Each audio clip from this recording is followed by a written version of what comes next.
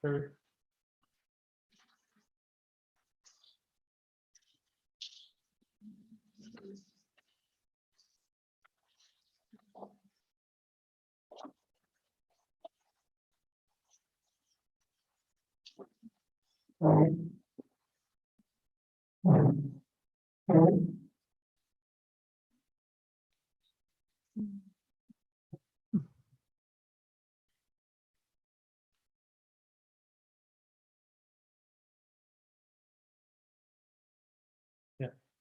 Dear Mrs. Chang Wei, Secretary General of Chinese National Commission to UNESCO, dear Peter Wells, Chief of Higher Education Section, UNESCO, and dear guests and colleagues from UNESCO and UNESCO-ICHEI, and delegates from UNESCO Shenzhen Funds-in-Trust 10 project countries, welcome to join UNESCO Shenzhen Funds-in-Trust outcome meeting. Strengthening quality assurance system to build an inclusive and resilient future for African higher education. The theme of the meeting today is strengthening quality assurance system to build an inclusive and resilient future for African higher education. So in today's meeting, we are going to review and go through the development and implementation of UNESCO Shenzhen Funds-in-Trust. And we will invite the country representative to share best practices of UNESCO Shenzhen Funds-in-Trust in their field. And after the presentation of this meeting of this project, we are going to have a very interesting discussion about looking forward of quality assurance development in Africa after the conclusion of this meeting. So in this meeting, before we officially begin this meeting, please kindly make sure that you stay muted on Zoom when not speaking. Please also hit the time limit to each session so that we are being respectful of everyone's time. I would also like to remind you that simultaneous interpretation in Chinese, English, and French are provided on Zoom. And should you have any questions and inquiries regarding this meeting, please also raise your hand in the meeting room or on Zoom, and my colleagues will help you accordingly. So now let us welcome Mr. Peter Wolf, Chief of UNESCO Higher Education Section, to moderate the session.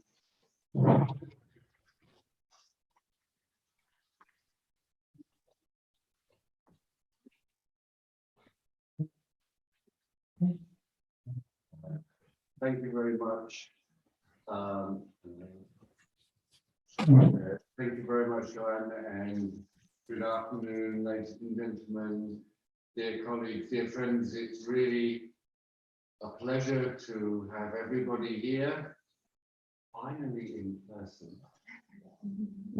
Finally, if you choose without a mask, because I know the situation is different everywhere, but it really is such a thing to bring people back together after such a long time to celebrate the culmination of 4 or 5 years work on this extraordinary project. I have a few reflections myself, but before I do that, it's my very great pleasure to invite a couple of very distinguished guest speakers to address the opening of the session. The first is Mr. Qing Changwei, Secretary General of the Chinese National Commission for UNESCO. Dr. Changwei, the floor is yours. Thank you, Mr. Speaker. 尊敬的联合国教科文组织高等教育处处长威尔斯先生，尊敬的国际高等教育创新中心主任李明教授，各位来宾、女士们、先生们，大家好！很高兴参加在世界高等教育大会框架下举行的联合国教科文组织深圳信托基金非洲项目结题会。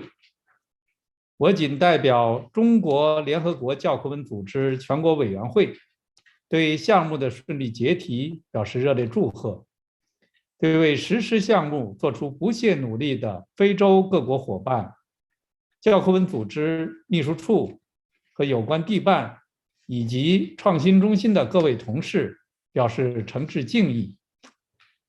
近年来，中国与教科文组织在教育领域的合作不断深化，地方政府发挥了日益显著的积极作用。2015年，深圳市政府与教科文组织合作设立深圳信托基金，支持教科文组织在亚洲和非洲有关国家开展高等教育数字化和质量保障等相关工作。从前期谈判、签订协议到项目启动、实施，直至结题，中国联合国教科文组织全国委员会始终高度关注并坚定支持这一项目，为项目的顺利实施提供一切可能的帮助。2019年，深圳信托基金亚洲项目成功结题。今天，我们高兴地看到深圳信托基金框架下的非洲项目也已顺利结题。我想，这标志着深圳信托基金的整体实施取得重要成果。这是中国与教科文组织合作的又一新进展。女士们、先生们，当前经济全球化遭遇挫折，疫情进一步加剧了经济全球化面临的挑战。但经济全球化是时代潮流，虽遇逆流险滩，终将滚滚向前。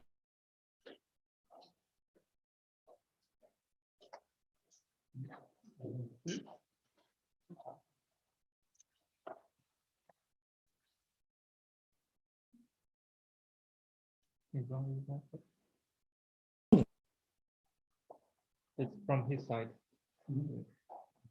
他那边看。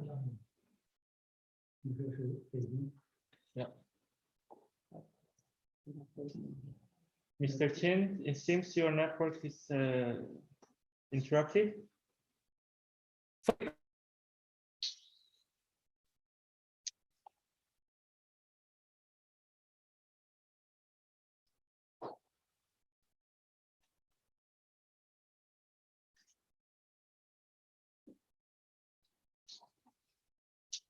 Yeah.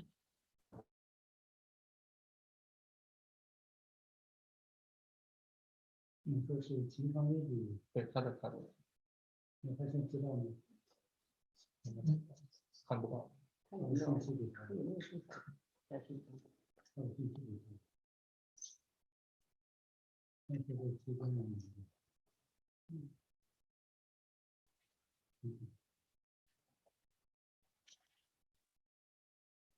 我们先等一下。就是你要。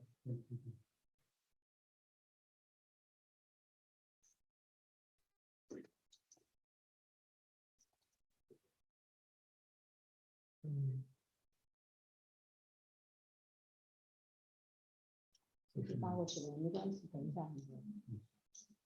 等一下，我正在跟那边看。Let's wait for a few minutes. I believe we have a technical glitch. We're just waiting to reconnect with the. 是记录有点卡，他们在联系，稍等一下。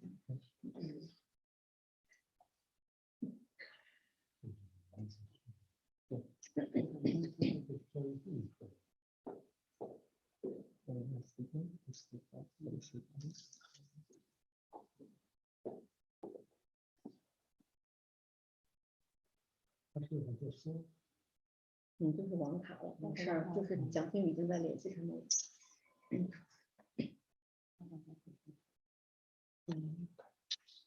我听清楚。要不然继续。Okay. Better internet connection. Thank you.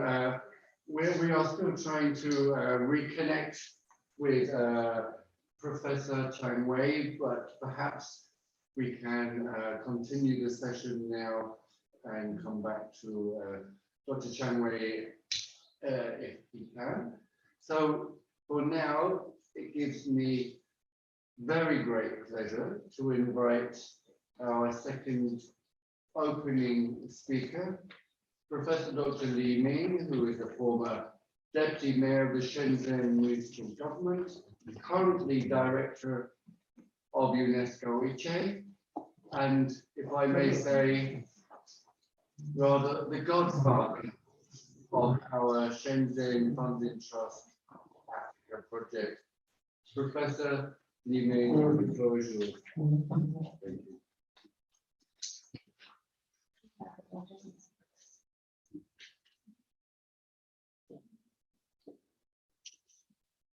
尊敬的秦昌威秘书长、皮特先生，各位来宾、女士们、先生们，大家好！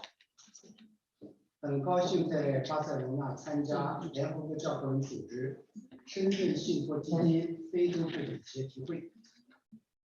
受深圳市政府和教育局长陈俊林先生嘱托，我谨代表深圳市人民政府，欢迎莅临此次会议的各位专家、非洲各院校的教育领导者，以及为这一项目提供支持的全球高等教育的参与者，并祝贺对深圳信托基金项目的圆满解体。2015年5月，深圳市政府和联合国教科文组织签署了关于支持联合国教科文组织亚洲和非洲高等教育活动的信托基金框架协议，正式设立教科文深圳信托基金。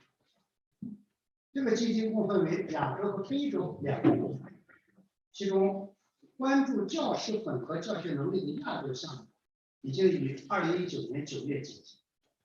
信托基金的非洲部分共投入150万美元，在科特迪瓦、埃及、冈比亚、马拉维、马里、纳米比亚、尼日尔、塞内加尔、多哥和赞比亚等10个国家开展了高等教育质量保障的项目。深圳市政府与联合国教科文组织合作，以质量保障为核心，加强非洲机构、国家和区域层面的高等教育体系，深化非洲国家承认高等教育学历、证书、文凭、学位和其他学术资历的公约的实践，共同推进高等教育的大动作。深圳经济特区毗邻中国香港，自79年以来便是中国改革开放和对外交流的重要窗口。它从中国广东沿海一个不足3万人的小镇，在43年以后成长为一个具有1700万人口的特大城市。2021年，深圳市的 GDP 总量达到了5000亿美元以上，位居中国大中城市的第3位。深圳近几十年来大力扶持信息通讯技术以及高新技术产业，逐渐建立了以科技为本的城市特色的优势，积累了丰富的科技产业资源以及人才储备。借数字经济蓬勃发展的东风，深圳近年也在不断的支持高等教育发展和南方科技大学的建设。深圳市政府通过与教科文组织合作设立信托基金，目标是推动全球发展中国家高等教育的水平。这个项目由教科文组织总部、教育处全面规划协调，联合国教科文组织各区域机构通力合作，非洲各国的教育部门、质量保证的机构参与，专家也都积极的参与其中。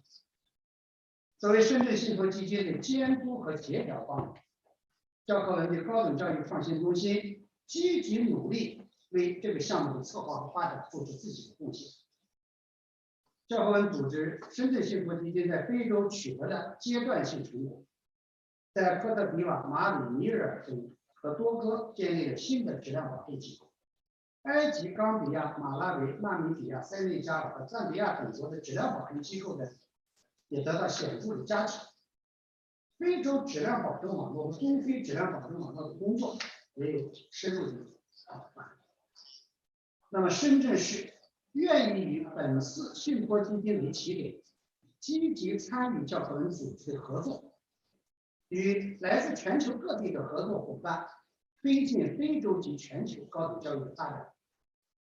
最后，再次感谢教科文组织，感谢中国联合国教科文组织全国委员会对深圳信托基金工作的支持，也感谢深圳国际高等教育创新中心为本次会议所做出的努力，预祝这次会议圆满成功。谢谢各位。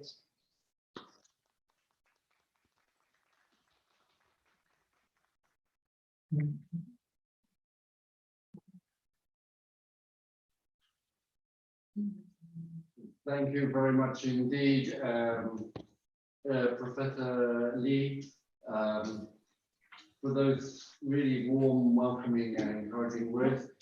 Before we move on to the crux of our meeting, the reason we are here for the final outcome presentation, maybe allow me to say a few words on behalf of UNESCO and on behalf of our Assistant Director General for Education, Madam Stefania.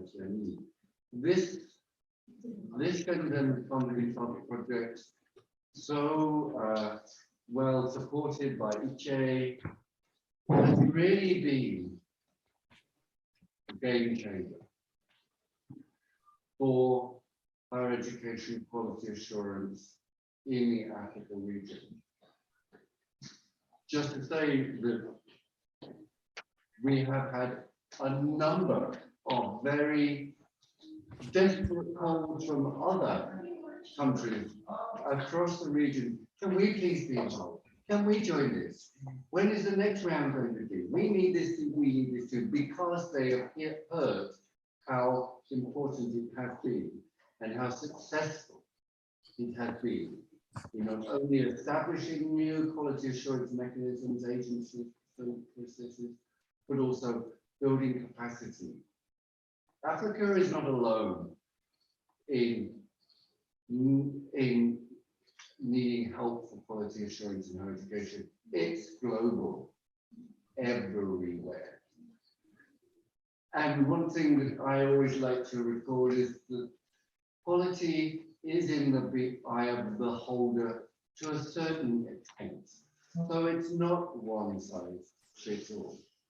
What is good for this institution or this system is not necessarily the same for another institution at a national level, regional level, or continental level. But there are now some key strands, key elements that everybody holds true. And I think this project has really brought this level of understanding for the participating beneficiary countries. And this element of what is quality assurance, what quality to you, and what quality to you will also be key on the agenda at this week's third World Conference on Higher Education. We have moved ahead a lot since the last World Conference in 2009. More than a decade ago, 12 years ago. And I would say at that point, we were still discussing what do we need quality assurance? Is it something we can do or want to do? That was the discussion then. We are now, it's an accepted norm. How that quality looks, how the mechanisms are put in place, what mechanisms, how we judge is where we have moved from. So I'm very pleased to have this outcomes meeting of the Shenzhen Funds-in-Trust Quality Assurance Initiative at this point during this week, just before we have the third World Conference. Timing could not be better. One final thing, because we need to move to the concrete elements. Just to recall that when this project was first initiated by my colleague Asmik, who will join, and together with Qingling, who's with us, the basis, the foundation for the project was around the UNESCO Convention on Higher Education Qualifications in Africa, we call now Addis Convention. When it started, we had adopted it in 2014, but we had 0 ratifications. No member state had ratified. As of now, and because of this project, I'm convinced, not only did the convention enter into force, which means collectively the number of states parties to it, in 2020, we are now up to 13 states parties, and we had the first meeting of the convention committee at the end of last year. And why is it important? Because recognition, international collaboration, mobility, exchange of knowledge, exchange of students, faculties, teachers, ideas, begins with confidence in the quality of higher education provision. That's the basis there, and that's for the good of the whole region. So I can only congratulate colleagues joining here on all your hard work, colleagues joining online who couldn't be with us here. Also, of course, our partners, ICHEI, National Commission, Shenzhen Municipality, Chinese government, thank you so much. You brought us to this point. I will stop there. I do apologize because I have a World Conference. I will have to leave in about 20 minutes. But before I do that, I'm very pleased now to move to the second part. Sorry. Oh, sorry. Before we move to part 2, we can go back to Dr. Ching Chao-wei. The floor is yours. We lost you there for a moment. Please.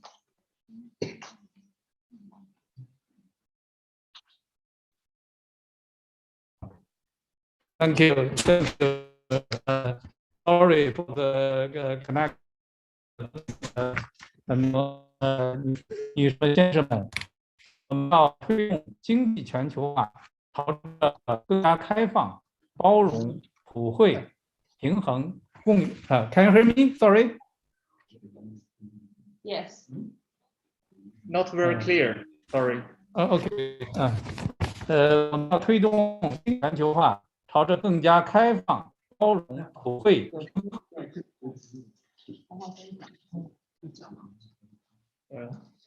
看这个。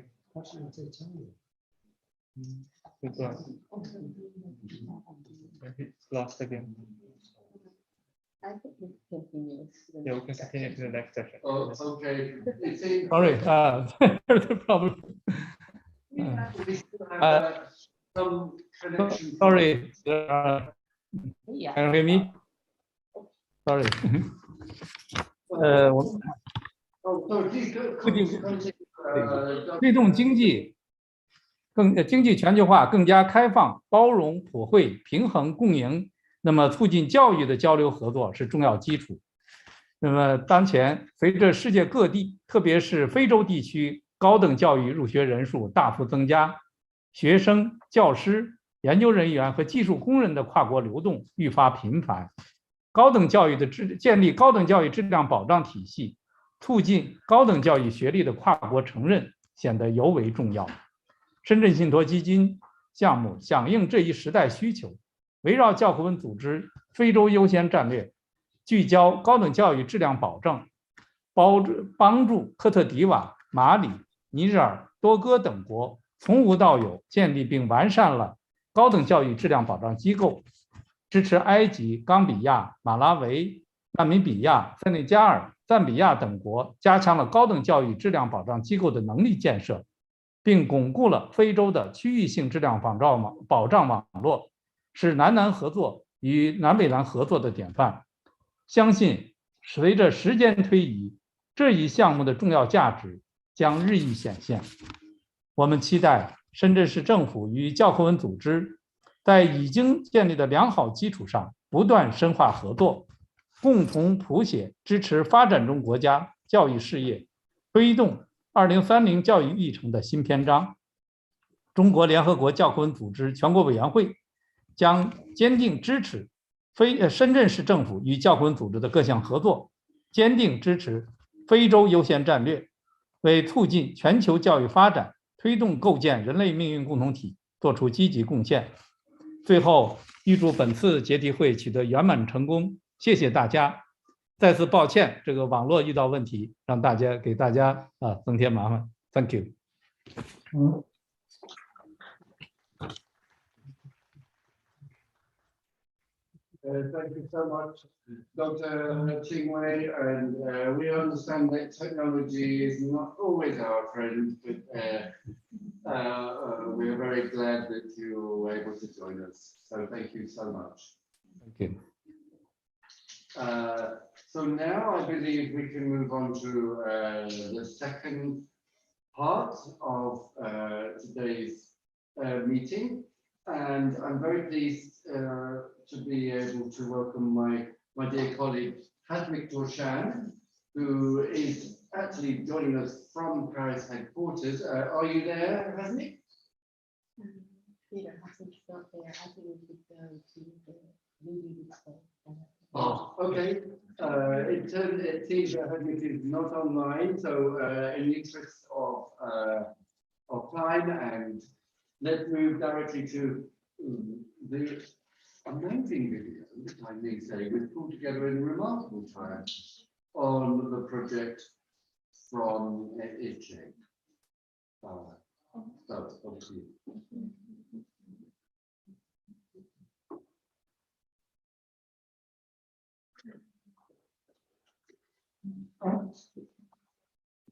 Digital transformation, massification, and internationalization are reshaping the global higher education landscape. To ensure equitable access to quality higher education, the Shenzhen Municipal Government and UNESCO signed the Framework Funds-in-Trust Agreement regarding support to UNESCO's activities in favor of higher education development in Asia and Africa in May 2015, inaugurating the cooperation between the Shenzhen Municipal Government and UNESCO in higher education. Within this framework, the Shenzhen Municipal Government committed $2 million to set sail the UNESCO Shenzhen Funds-in-Trust. The Shenzhen Municipal Government and UNESCO reached an agreement to create initiatives in Asia and Africa with the assistance of the Funds-in-Trust. Between 2016 and 2019, the UNESCO Asia and Pacific Bureau for Education led the $500,000 investment in the Asia part of the project, building staff capacity for ICT-driven innovation in Cambodia and Sri Lanka.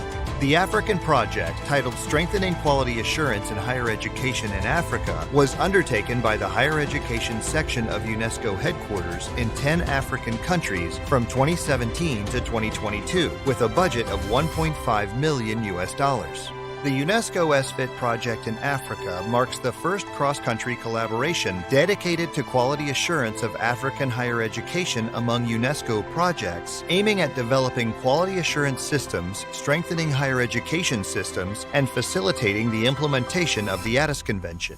Donc ça correspond en même temps aux objectifs de l'éducation 2030 qui envisage l'inclusion, l'équité, l'accès et la qualité de l'enseignement, y compris l'enseignement supérieur dans le monde entier. The project sets up three components. Firstly, the project established QA agencies in Côte d'Ivoire, Mali, Niger, and Togo from scratch. Secondly, institutional capacity is strengthened in already established QA agencies in Egypt, Malawi, Namibia, Senegal, the Gambia, and Zambia. Thirdly, the project consolidates QA networks in Africa and develops mutual recognition tools in QA. UNESCO-ICHEI was mandated by the Shenzhen Municipal Government to engage in project planning, participate in key events, and facilitate monitoring and evaluation. In March 2017, the project was officially launched at UNESCO headquarters in Paris with the presence of representatives from 10 African countries, the Ministry of Education of China, and UNESCO-ICHEI. 8 months later, the project premiered in Togo, gathering the Minister of Higher Education and Research of Togo, the Chinese ambassador in Togo, UNESCO, and Togolese higher education institutions. Nous souhaitons que ce partenariat fournissent au Togo un appui essentiel aux mécanismes d'assurance qualité dans l'enseignement supérieur et que ce projet tripartite soit un bon départ sur le long chemin que le Togo emprunte vers une éducation de qualité pour son développement durable.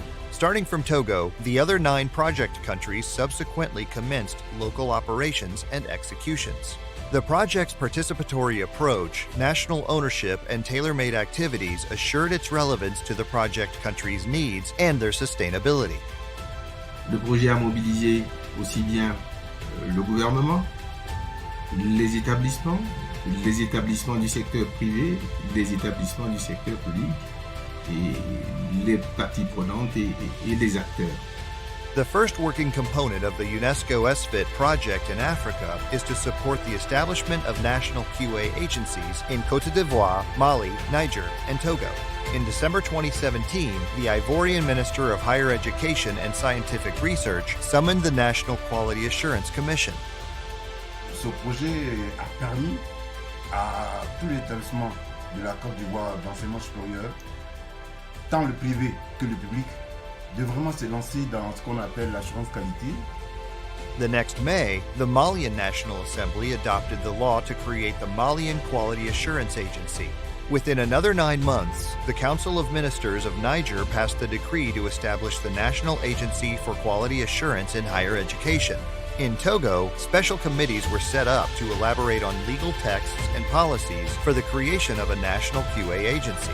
With the unrelenting efforts, participating governments, HEIs, and experts collaboratively settled solid foundations to create credible national QA systems, operationalize newly constituted institutions, and bridge the gaps of QA systems in West Africa. The project's second component managed to effectively strengthen institutional capacities of existing QA agencies in Egypt, the Gambia, Malawi, Namibia, Senegal, and Zambia through localized initiatives based on country-specific needs. The second component not only supports the development of quality assurance mechanisms and tools, but also creates a platform for the fostering of quality assurance professionals. With the support of UNESCO SFIT, the Senegalese National QA Agency developed its strategic plan for 2020 to 2025, followed by the Namibian Qualifications Authority, which conducted 3 phases of training benefiting over 90 QA professionals from November 2018 to July 2019. In February 2020, QA professionals from HEIs across Malawi developed internal QA guidelines and standards. And this project has come just at the right time to build the capacity of quality assurance professionals at National Council for Higher Education in Malawi. In all 6 countries in this phase, QA experts referred to worldwide best practices and enhanced QA capacities through various training, seminars, study trips, and staff exchanges. Over 500 QA personnel were trained, forming a community of specialists dedicated to continuously striving for excellence and shaping quality culture even after the project. Based on the aforementioned achievements, the final working component of the project was launched in November 2018 on the occasion of the UNESCO Regional Consultation on QA for Anglophone and Lusophone African countries, consolidating regional QA networks in Africa. And networking is so important because it is the way that different countries in the continent will be able to recognize and acknowledge the different qualifications that are offered in the different countries. In February 2020, the Network of National QA Agencies for French-Speaking Africa, RAFANOC, was created in Dakar, Senegal. From 2019 to 2021, the project developed the mutual recognition tools for quality assurance and qualifications in Africa. These efforts provided much-needed opportunities for collaboration across African QA agencies, improving coordination of QA procedures, cross-border recognition of qualifications, and academic mobility in Africa. Since 2017, UNESCO, the Shenzhen Municipal Government, UNESCO-ICHEI, governments of 10 African countries, QA bodies, HEIs, and experts have been working on the project diligently for more than 5 years to ensure the project's successful implementation. It is noteworthy that all stakeholders have surmounted obstacles posed by the COVID-19 pandemic and worked hand in hand, yielding significant outcomes. The wealth of the project's knowledge productions in the forms of QA tools, guidelines, assessment frameworks, and standards has not only been used in evaluating, accrediting, and auditing HEIs and academic programs, but also institutionalized in national QA systems, persistently serving QA practitioners. 联合国教科文组织深圳信托基金是深圳市政府和教科文组织开展的第一个合作项目。这也是教科文组织第一个专门致力于非洲高等教育的信托基金。这个项目针对非洲10国的情况开展了很有针对性的活动，开创了南合作的模式。深圳将借此继续与教科文组织开展高等教育领域和其他教育领域的多模式合作，以期做出我们对教科文和全球高等教育的贡献。 While the project concludes, higher education systems in Africa have already laid some groundwork for quality education and sustainable development. As the Chinese saying goes, if you plan for a year, sow rice. If you plan for a decade, plant trees. And if you plan for a lifetime, educate people. It is believed that the global higher education community's concerted and long-term efforts will become the core of higher education transformation for a more affluent, sustainable, and equitable Africa.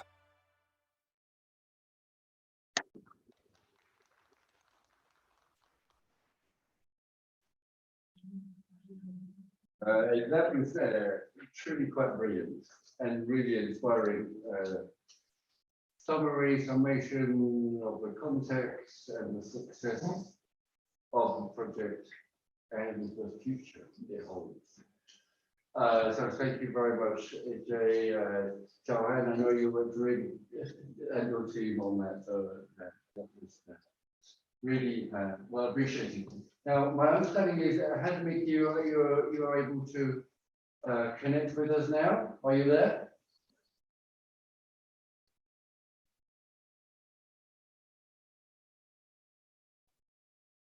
Hello, Hasmik.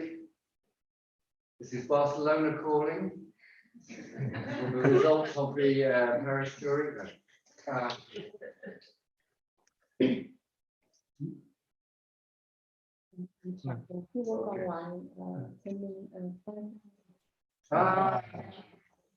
Hasmik. Can you hear us or can you hear me?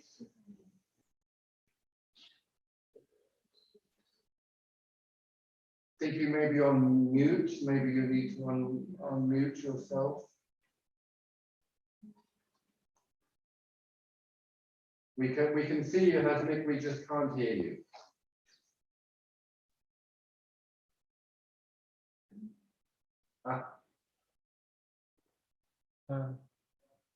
We now have your presentation online, but we don't hear you. Can you turn your microphone on maybe, or adjust your microphone settings?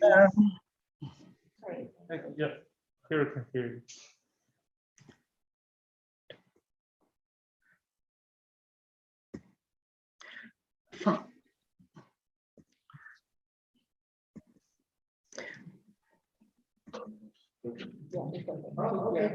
Okay, Hasmik, if you would like to maybe launch your presentation, and can you hear me? Can you hear the room? Because we don't hear you. Because you are muted. You should try to unmute your microphone, please, Hasmik. Hasmik, would you like me to share the presentation for you? So you can do the presentation and I will share the presentation, okay? Yeah, but do you hear me? Yes, we hear you now. Thank you, Hasmik. Very good. So the floor is yours. Over to you, please, Hasmik. But I think there is a, I have a problem with the laptop, and I will try to do my best. Okay. Okay, please go ahead. Please go ahead. Thank you. Well, my presentation, first of all, I would like to thank for this very beautiful video. I was not able to but I joined in the middle, but it was very well prepared, and it took me back to some at the beginning of the project, and I'm very happy that all these have been documented and very well presented during this outcome meeting. I would like also to thank the ICHEI colleagues and the team who have jointly organized this outcome meeting, and this is something, you know, I appreciated really very much, not only for the beneficiary countries, but also for UNESCO at headquarters, and also for all the field colleagues who have collaborated with at the end of my presentation. I will thank them dearly for that. This is also an honor for me to meet the Shenzhen Municipality Government representatives. And from the very beginning, I would like to thank for their generous contribution to the UNESCO program in promoting the quality and quality assurance in higher education in Africa. So with that, I would like to start my presentation. It is, it's a very comprehensive project that we implemented together. Although the overview is composed of a very small 3 points, but actually the bulk of the, of the content is really very big. To start with, the background of the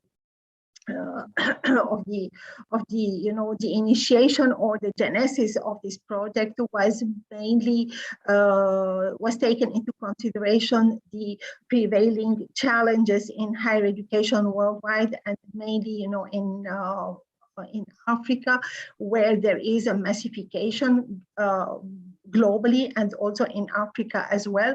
The global enrollment in Africa, some time ago, it was in 27, if I'm not mistaken, it was 9.3. Now it is approaching or has been increased to some 20 million. And this is causing a problem for the higher education, especially, accessing the higher education subsector. Also, there is a problem with the funding, because there is chronic underfunding for higher education globally, and more so in Africa. And this has its effect on the quality assurance mechanisms and the processes, because they need to train people, they need staff, they need infrastructure in order to implement the quality assurance process. The other thing, the other trend or the issue is the internationalization, though internationalization is a very good thing in higher education, but it has its consequences also. That is the recognition of qualifications, mobility of students, concerning the mobility of students, also mobility of staff, mobility of programs, and mobility of higher education institutions. And this is accelerated with the globalization. So this calls really to pay attention to quality assurance processes and to mechanisms, because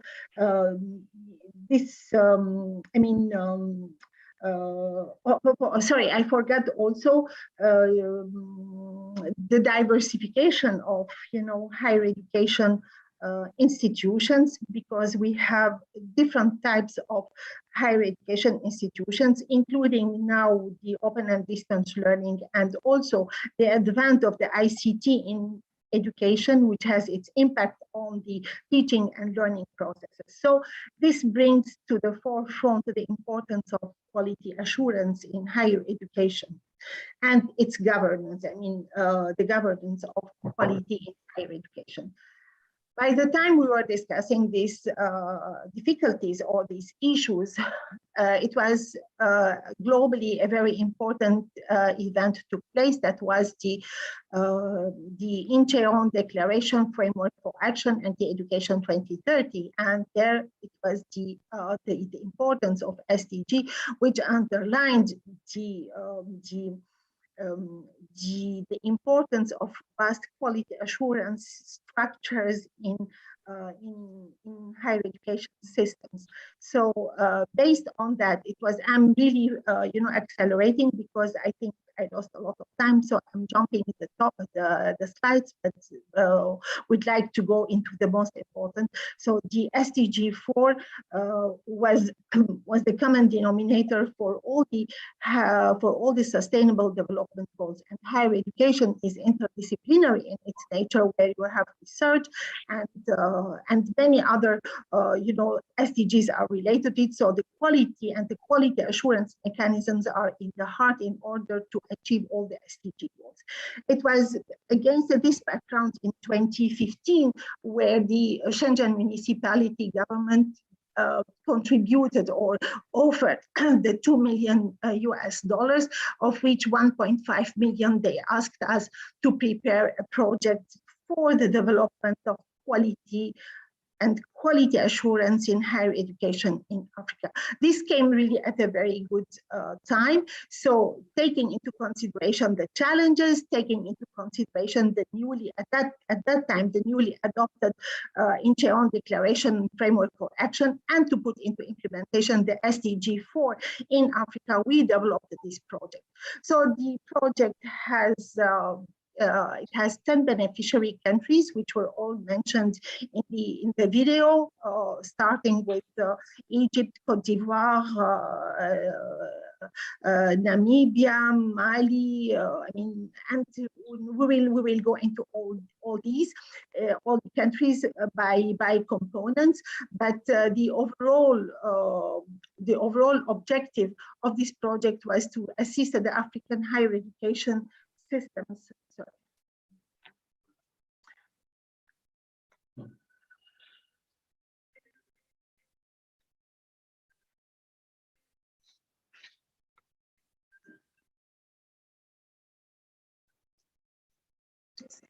So the overall objective of the project is to assist African higher education systems at institutional, national, and regional levels to further develop their quality assurance mechanisms, putting in place the necessary quality assessment tools to facilitate the recognition of higher education certificates, degrees, study programs, and qualifications, and thus contribute to the enhancement of transnational mobility of students.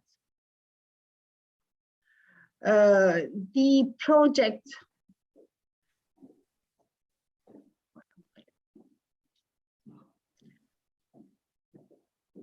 of course, the overall goal will be reached through the following specific objectives. It is very important to raise awareness of member states about the significance of quality issues in higher education and their impact on the transnational mobility of students, then consolidate and share best practices and practices in quality assurance and for the verification of qualifications in higher education from member states in Africa, and to promote recognition of higher education qualifications and thus contribute to the inbound and outbound movement mobility of students in Africa. Also to build or strengthen institutional capacities for quality assurance and the verification of qualifications in higher education, and assist member states to establish or reform their quality assurance systems, take stock of the existing regional quality assurance frameworks at system, institutional, and program levels, and also to consolidate the existing quality assurance networks in Africa. So the project has three interrelated components. The first one is to support the establishment of national quality assurance agencies in Côte d'Ivoire, in Mali, Niger, and Togo. This meeting is to discuss the outcomes. So the project in its totality achieved all its objectives. And for component one, to give examples, in Côte d'Ivoire, the National Quality Assurance Commission was created and now is in place. Also, three guidelines, institutional evaluation, guidelines for institutional evaluation, training and evaluation, also research program evaluations were developed.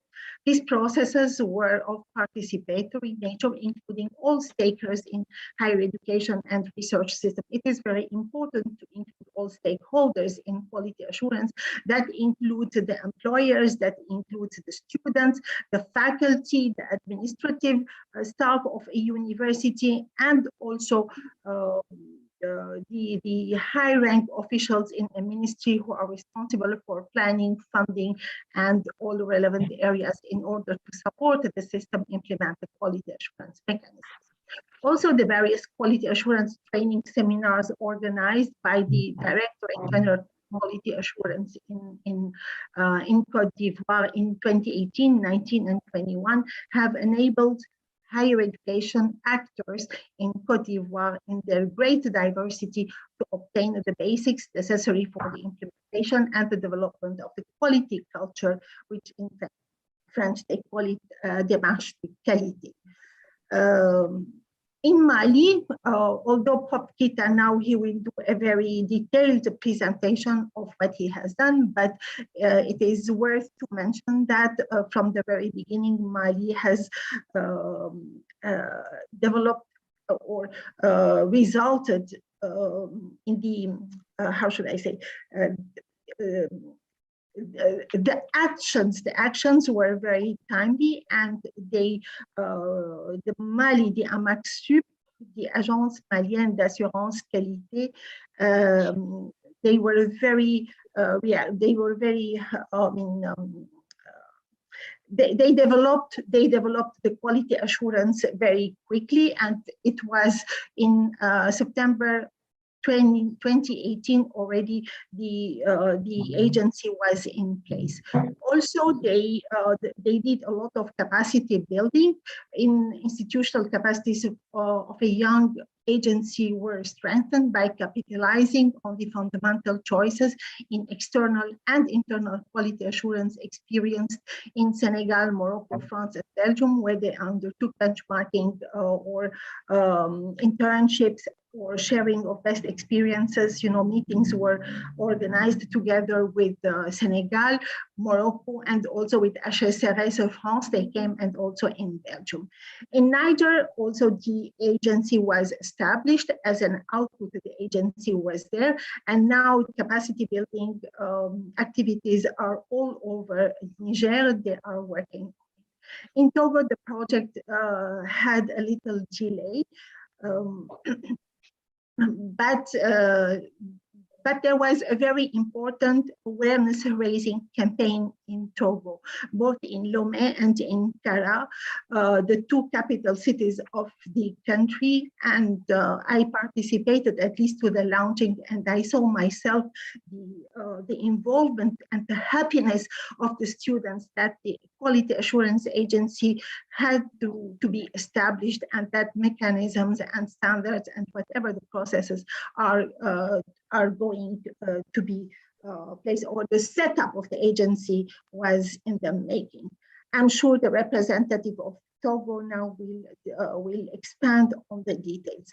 Now we come to the component two. Capacity building in quality assurance was one of the recommendations of the World Conference in Higher Education, the second World Conference in 2009, and there was a call both for UNESCO and for member states in order to proceed with capacity building in quality assurance.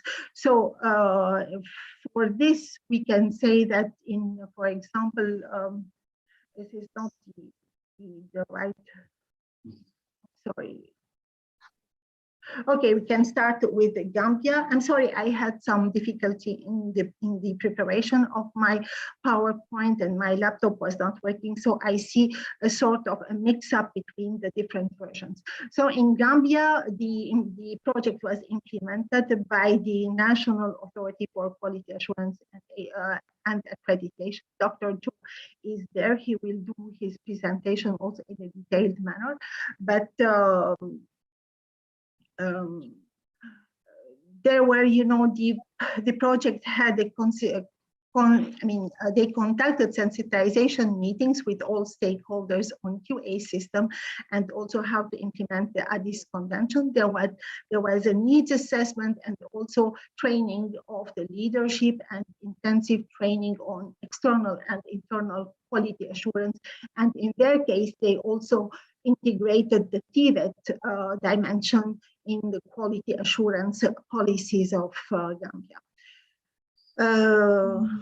Some training were organized on curriculum development, analysis, and implementation and monitoring for higher education institutions and the personnel as well. I will go now directly to Malawi. In Malawi, the direct beneficiaries of the project were the National Council for Higher Education, also the Department for Higher Education in the Ministry of Education, selected professional and regulatory bodies, as well as the higher education institutions, whose staff were equipped with capacity building on processes, standards, guidelines, mechanisms, and procedures of quality assurance in higher education. In Namibia, the project reviewed and produced a well-rounded quality assurance strategies and practices that is benchmarked against the best practices at the local, regional, and international level, taking cognizance of the SADC, the South African Development Community Qualifications Framework, Africa Quality Assurance Framework, the PACAF, and Addis Ababa Convention. The project further capacitated all higher education institutions and quality assurance bodies in Namibia with competent quality assurance skills and understanding. Then we go to Zambia. I'm really cutting short. Zambia, the project was implemented by the Higher Education Authority and was geared towards the capacity building for relevant regulatory bodies.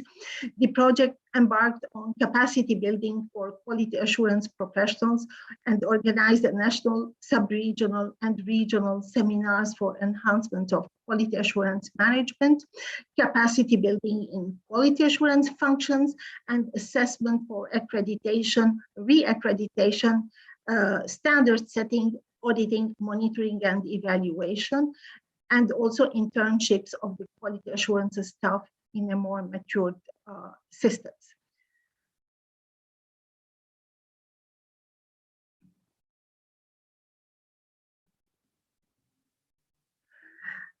Senegal, in Senegal, the project was implemented by the UNESCO. UNESCO, although component to the capacity building for recently established quality assurance agencies, but Senegal was not a recently established quality assurance agency. Actually, in the Francophone zone was one, even in Africa, was one of the matured and well-prepared agencies. But the capacity building project with the ANACSUP had another dimension. It was implemented, of course, by the National Quality Assurance Agency. The planned activities were implemented, of course, in a very timely manner. They focused on governance, management, capacity building, strengthening cooperative ties with relevant stakeholders, including agency officers, members of scientific council, and higher education institutions. The project activities were designed. This is something very important when we implement extra budgetary projects. The project activities were designed in harmony with other ongoing projects, namely the harmonization of African Quality Assurance and Accreditation Initiative, which is a continent-wide initiative that all the systems, whether they have a quality assurance agency or not, are all included in this project. It also led to the creation of the Francophone African Network of National Quality Assurance Agencies, known with its French acronym RAFANA. To mention some of the output of its activities include highly trained institutional and program evaluators. They trained quality assurance staff both for the UNESCO and the National Qualifications Framework, and they trained internal quality assurance staff and the development of a strategic development plan for 2020-2024 and signing of the performance contract between UNESCO and the state of Senegal. Coming to component 3. Component 3 meant the continent entirely, not only the 10 member states, but the continent entirely. And the strength, it was meant to strengthen networking in quality assurance in higher education in Africa and to develop a mutual recognition tool. Its implementation was set to involve 2 workshops with the objective of profiling quality assurance systems in Africa for strengthening continental networking and facilitating the development of continental tools for mutual or multilateral recognition of qualifications. The first workshop was held in Dakar, Senegal in February 2020. The workshop focused on promoting networking in quality assurance in higher education and the impact. This is very important when we talk about input, process, output, outcome, but it is very rare that we talk about the impact of quality assurance mechanisms and how do they affect really the quality of higher education in a system.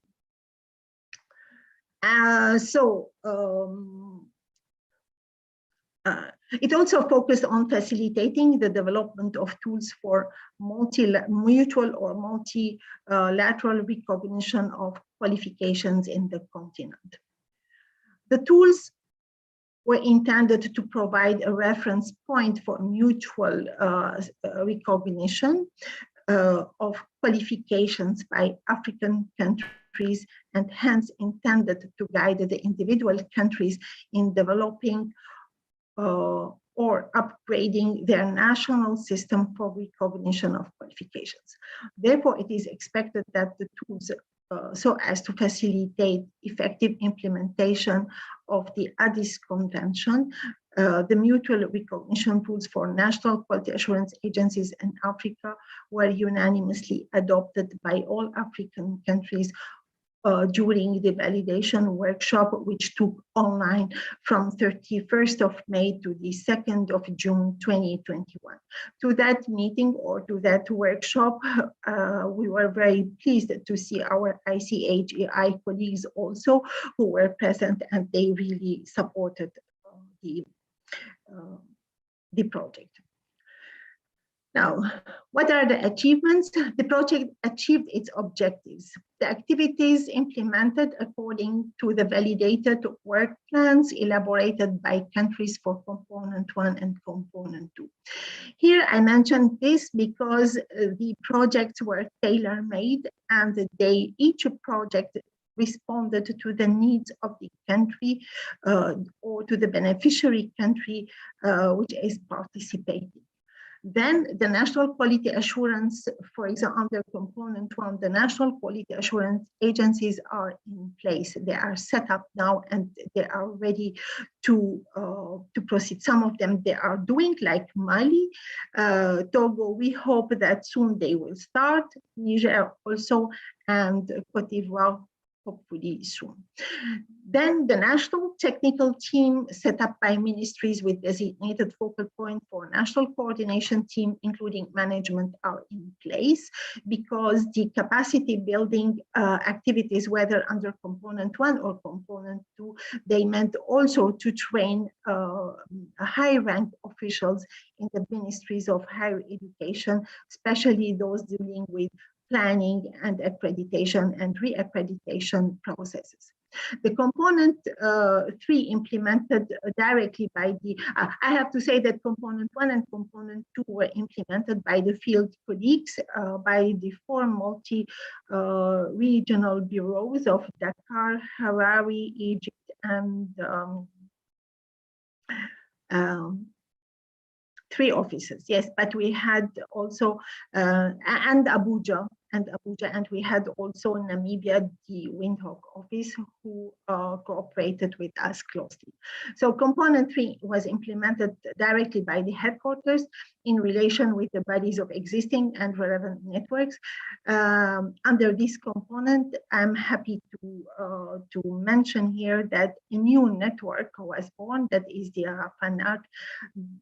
The RAFANAC is a new network, but is highly motivated, and already the second annual meeting took place just a few days before, and I'm sure Prof. Gay will expand on this, both on the Senegal project as a country project, and also on the future perspectives of RAFANAC, which in my opinion has to include all the 24 Francophone countries of the continent. Now I have to say that the project, how I see the future of the project, the project embarked on very well basis, and we hope that they will sustain the way they developed their projects, the countries they developed, but they will be sustainable. There will be, their strategic plans include monitoring and evaluation systematically. And I have to say that, the visibility of the Shenzhen Municipality Government, at least for UNESCO, we will always use it. We used it always, and we will always use it when we are talking about the 4 countries and the important quality assurance project that we implemented through the support of the Shenzhen Municipality Government.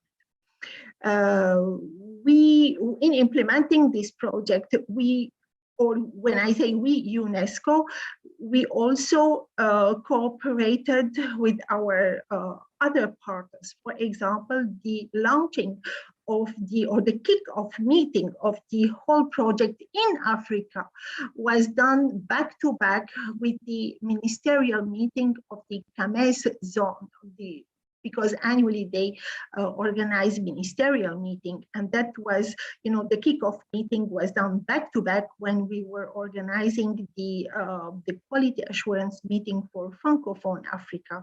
We invited the beneficiary countries, and there we discussed how the kickoff will take place, and it was done in a very successful way.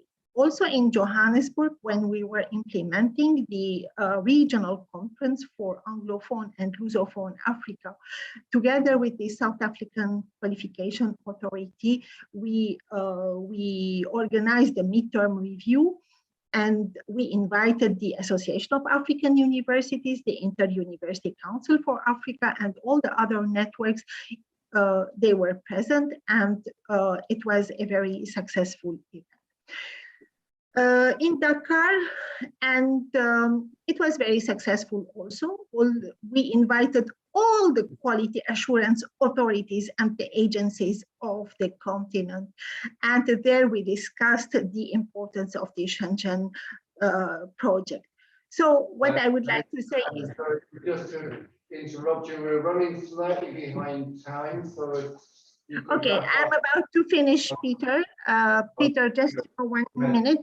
Of course, the implementation had its challenges also. The most important is the pandemic, which prevailed for a year and a half, and it interrupted or it delayed some of the activities.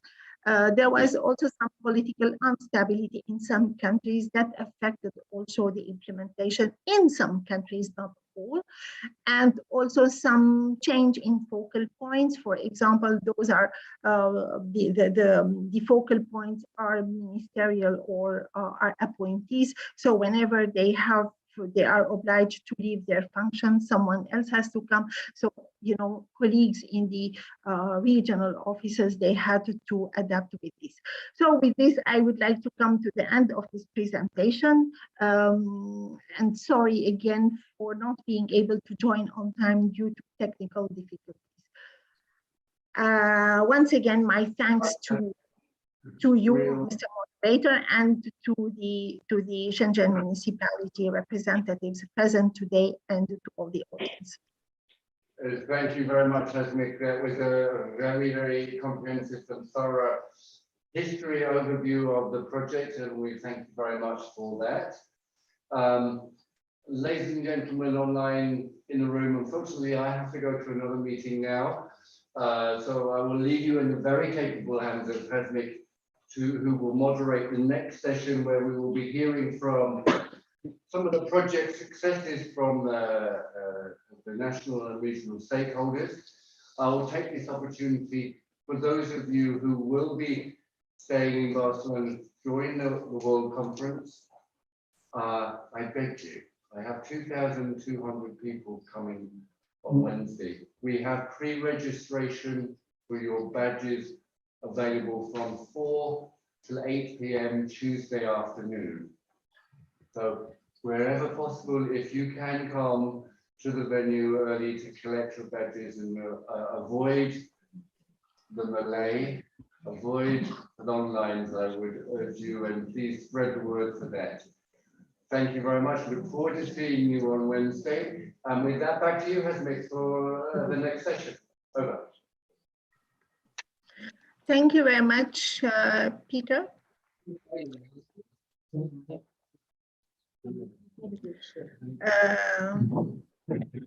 Now I think I have to change my hat from, and to wear my other hat from, presenter to moderator.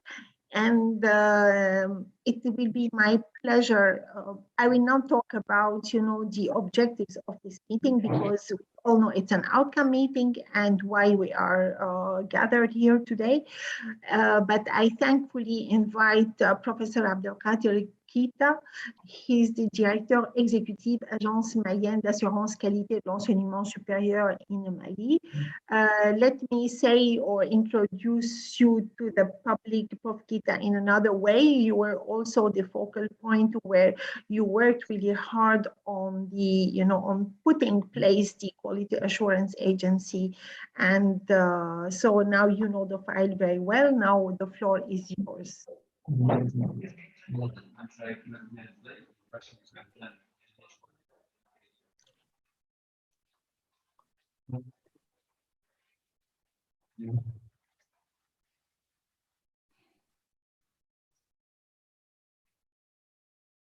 Allô?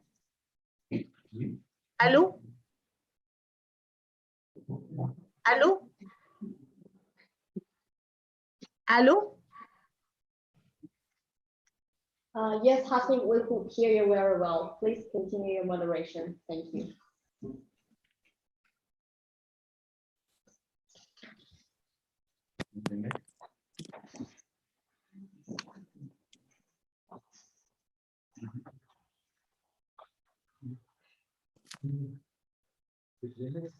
Hasmik, we can hear you very well.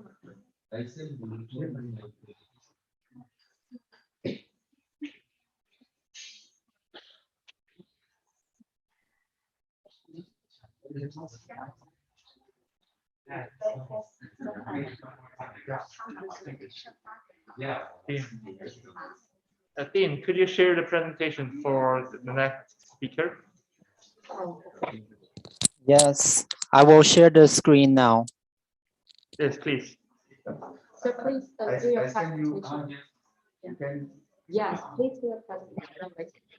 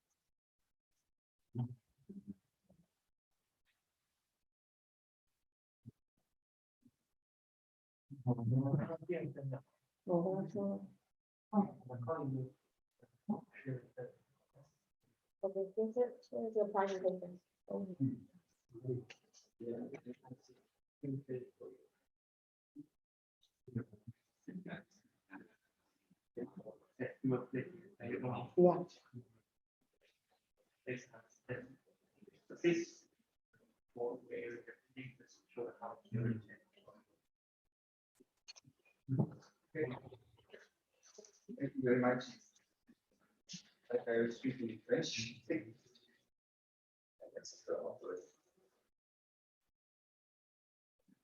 Ok, donc moi je suis du Mali et Abdelkader Keita, je suis le directeur exécutif de l'Agence malienne d'assurance qualité de l'enseignement supérieur de la recherche scientifique. Donc depuis le début du projet, j'étais là, on se connaît. Next slide. Okay.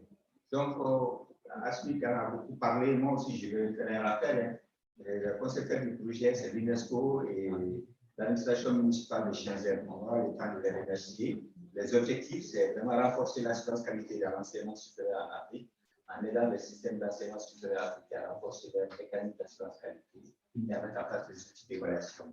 Aussi, donc le programme, c'est 10 pays, tout le monde le sait, 6 pays en Afrique de l'Ouest, 3 pays en Afrique australe et un pays en Afrique du Nord, c'est l'Égypte. Next slide. Voilà, il y a 3 composantes interdépendantes, n'est-ce pas? La première composante, c'est l'appui à la création d'une agence ou bien et aussi des cellules internes d'assurance qualité dans les institutions. Parce que l'agence ne fait pas, la qualité, ça commence au niveau des institutions. Donc, l'une des missions de l'agence, c'est accompagner les institutions d'enseignement supérieur à avoir leurs cellules. La deuxième composante, c'est le renforcement des capacités. Je vais vous en parler rapidement.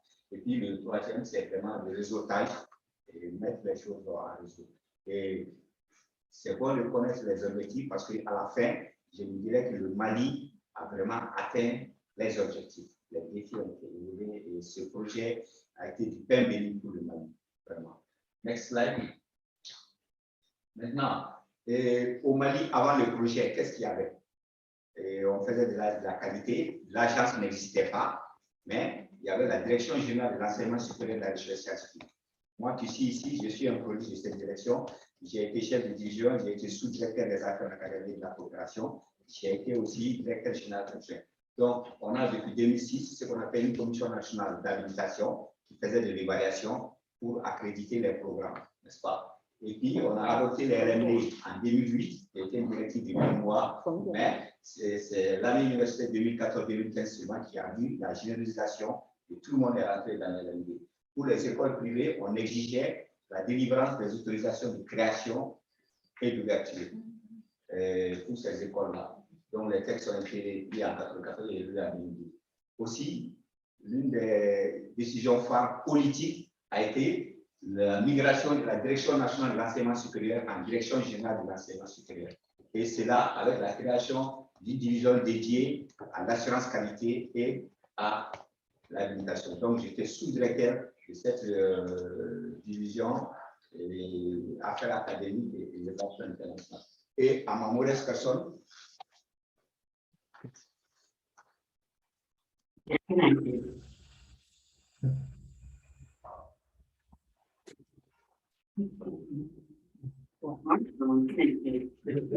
donc, à ma modeste personne, et allez plus vite là, retour.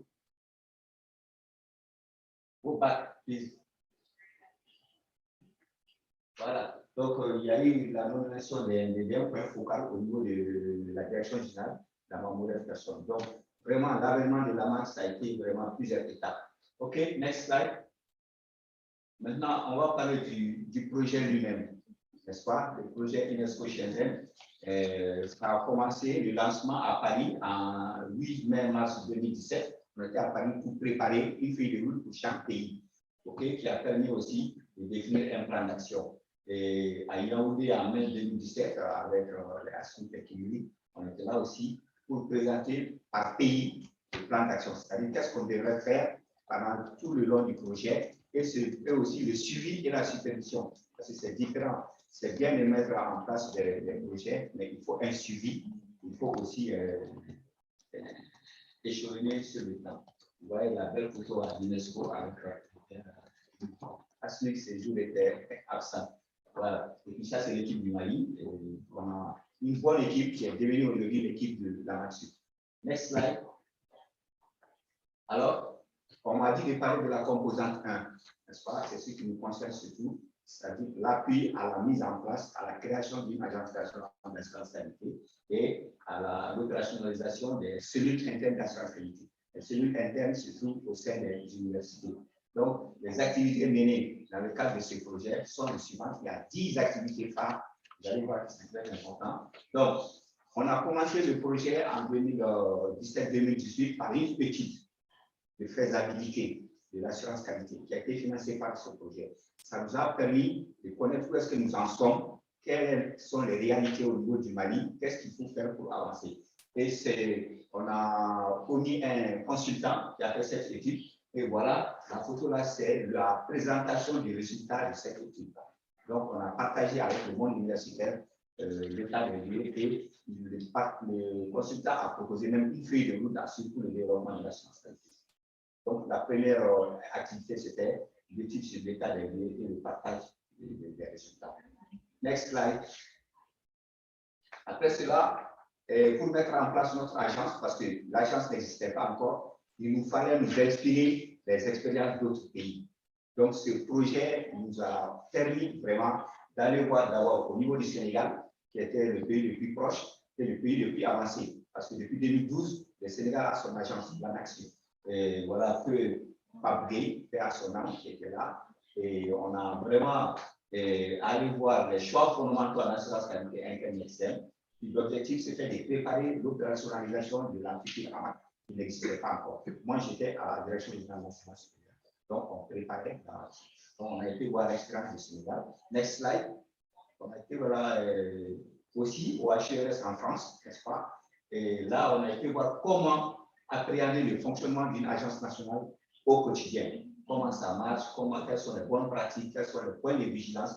On a vraiment profité des expériences des autres pour éviter ces petits problèmes. Donc, on a fait le Sénégal, on a fait les HRS. Next slide. On a été aussi en Belgique, à l'ALPS. Vous voyez, madame ici, la directrice. Là aussi, on nous a parlé de leur expérience. Et c'était l'équipe vraiment du Mali. Ce n'était pas une personne, ce n'était pas deux personnes, c'était 4 ou 5. L'équipe du projet qui a fait tous ces déplacements pour consolider aussi les relations. Et puis l'axe 3, on ne va pas en parler ici parce qu'il y a quelqu'un d'autre qui a parlé, c'est le réseautage. Et c'est un voyage de pêcheurs qui nous ont permis de mettre en place des conventions de partenariat et même le réseau Arafana dont le Mali est membre fondateur. Slide. Nous avons été aussi au Maroc, donc au Sénégal, en France, en Belgique, au Maroc aussi. On a vu qu'à peu près au Mali, ici, en Afrique, si on regarde aujourd'hui en Afrique francophone, mais en Afrique du Nord, le Mali se trouve en 2e, au maximum 3e position après le Sénégal. Et on a vu qu'au Maroc, on est même un peu en avance sur le Maroc, même s'ils font aussi des bonnes choses. Voilà l'équipe du Maroc, on se fait par l'ANIAC, l'Agence nationale de l'évaluation en assurance qualité. Donc, ils font aussi du bon travail. On en a profité pour signer une convention de partenariat avec l'ANIAC qui fonctionne très bien. Voilà. Slide. Donc, après l'étude pour voir l'état de l'assurance qualité au Mali, après les voyages qui nous ont permis de nous imprégner des expériences des autres pays, on a donc commencé le travail de l'opérationnalisation de la massif en faisant quoi? En élaborant ce qu'on appelle des référentiels. Donc, on a mis en place des groupes, on a appris des choses des autres, on avait les référentiels du CAMES, les référentiels de l'ANAXI du Sénégal, les référentiels du HRS, et voilà, et même les référentiels de la Belgique aussi. Donc, on a mis en place une équipe concernant une retirée à 200 km de Bamako. Tout ça, c'était financé par le projet UNESCO Shenzhen. Voilà ce groupe-là des experts. On a pu élaborer notre référentiel et on a même partagé et puis on a expérimenté avec l'évaluation de l'université du Sud. Ça, c'est les 2 ateliers qui ont permis d'avoir nos référentiels d'évaluation. On y va. Slide. Après ces référentiels, on a continué la formation des SIAC. Les SIAC, c'est les cellules internes d'assurance qualité dans les établissements d'enseignement supérieur. On a formé les directions et les SIAC. Pourquoi les directions? Parce que dans une institution d'enseignement supérieur, le premier responsable de la qualité, c'est le premier responsable de l'institution. Si c'est une université, c'est le recteur. Si c'est une grande école, c'est le directeur général. Donc, si le premier responsable n'est pas convaincu vraiment de l'utilité de la qualité, ça ne marche pas. C'est pourquoi on a formé et les SIAC, les membres des SIAC, et les recteurs et les directeurs généraux. Donc, ici, c'était à l'école normale supérieure. C'est une école qui forme des enseignants, des enseignants du secondaire et du fondamental. Voilà, ça c'est un cas de formation. On a formé à peu près 20 sessions de formation de SIAC dans toutes les grandes universités du Mali. OK, next slide.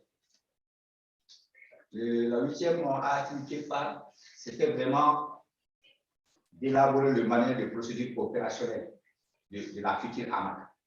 Donc, le manuel de procédure opérationnelle, ça dit quoi? Toute la procédure de l'évaluation, du lancement à l'auto-évaluation, à la gestion des experts, à leur sélection, à la gestion des visites sur site, et puis à la gestion des rapports d'évaluation. Donc, on a fait notre manuel de procédure. Là aussi, on s'est isolé hors de la capitale, hors de Bamako, pour faire. Mais il y a un autre projet qui a fait les autres manuels de procédure, les autres procédures financières, comptables et administratives. Mais c'est Shenzhen qui a financé toutes les procédures opérationnelles. Et vraiment, on est très à l'aise parce que c'est nous-mêmes qui avons fait ça. Et on est très à l'aise aujourd'hui avec ce manuel de procédure. On connaît toutes nos procédures nous-mêmes. C'est bon. On y va. Donc, après l'étude, slide, l'étude de faisabilité, après les voyages de benchmarking, après la formation des SIAC, après l'élaboration des référentiels, nous avons commencé à sensibiliser et à former les enseignants. Ça, c'est le directeur de l'UNESCO de Bamako qui a ouvert cette formation chez nous, là. Voilà, on a tout fait avec lui. Donc, il y a à peu près une centaine d'enseignants dans un campus qu'on a formé à l'assurance qualité. Et ça les a beaucoup plu parce que c'était une nouvelle chose. Ils s'attendaient à parler de l'assurance qualité. Et depuis là, c'est vraiment bien parti. On a sensibilisé et formé les enseignants dans ce qu'on fait. Enseignants-chercheurs. Voilà. Et c'était dans le plus grand campus de Bamako, campus de Kavala, construit par la Chine. En Afrique de l'Ouest, c'est le plus grand campus actuellement universitaire, Kavala. Et c'est construit par la coopération chinoise. Donc, avec la Chine, le Mali a la coopération depuis les premiers jours de l'indépendance. Donc, la Chine, on envoie des étudiants chaque année, à peu près une soixantaine d'étudiants. La Chine, ça, c'est depuis 1960 à l'indépendance. Le premier régime de Bongo Keïta, c'était un régime qui a été un régime bien aidé par le régime chinois. OK? Après les enseignants, next slide, on s'est intéressé aux étudiants. Les étudiants aussi, ils avaient un besoin d'être formés et sensibilisés à l'assurance qualité.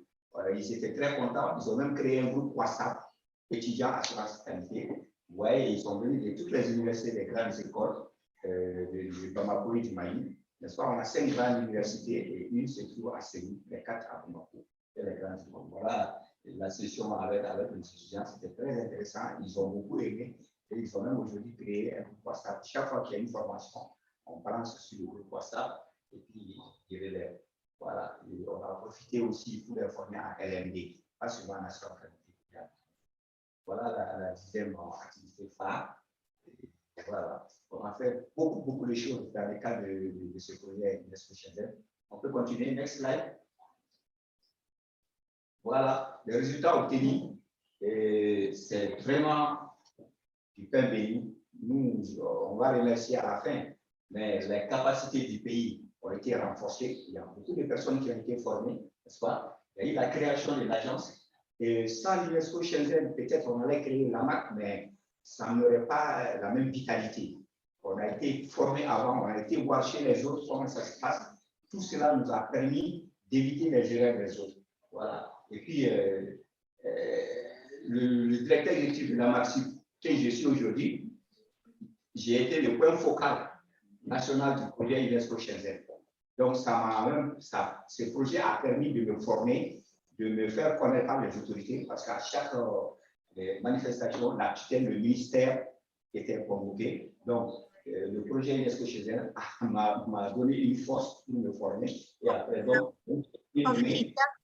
Prof Kita, juste, c'est possible de raccourcir un peu? Voilà, j'ai presque fini, il reste un slide. D'accord, ok.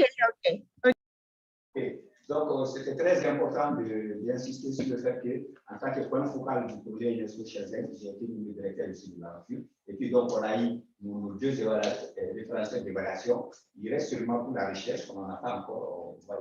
Et puis, il y a le manuel de procédure de la Maxime qui est là, tout le monde le connaît, on a ensemble. Renforcement des capacités de notre jeune agence par la formation d'une équipe. L'équipe du projet est aujourd'hui l'équipe de la Maxime.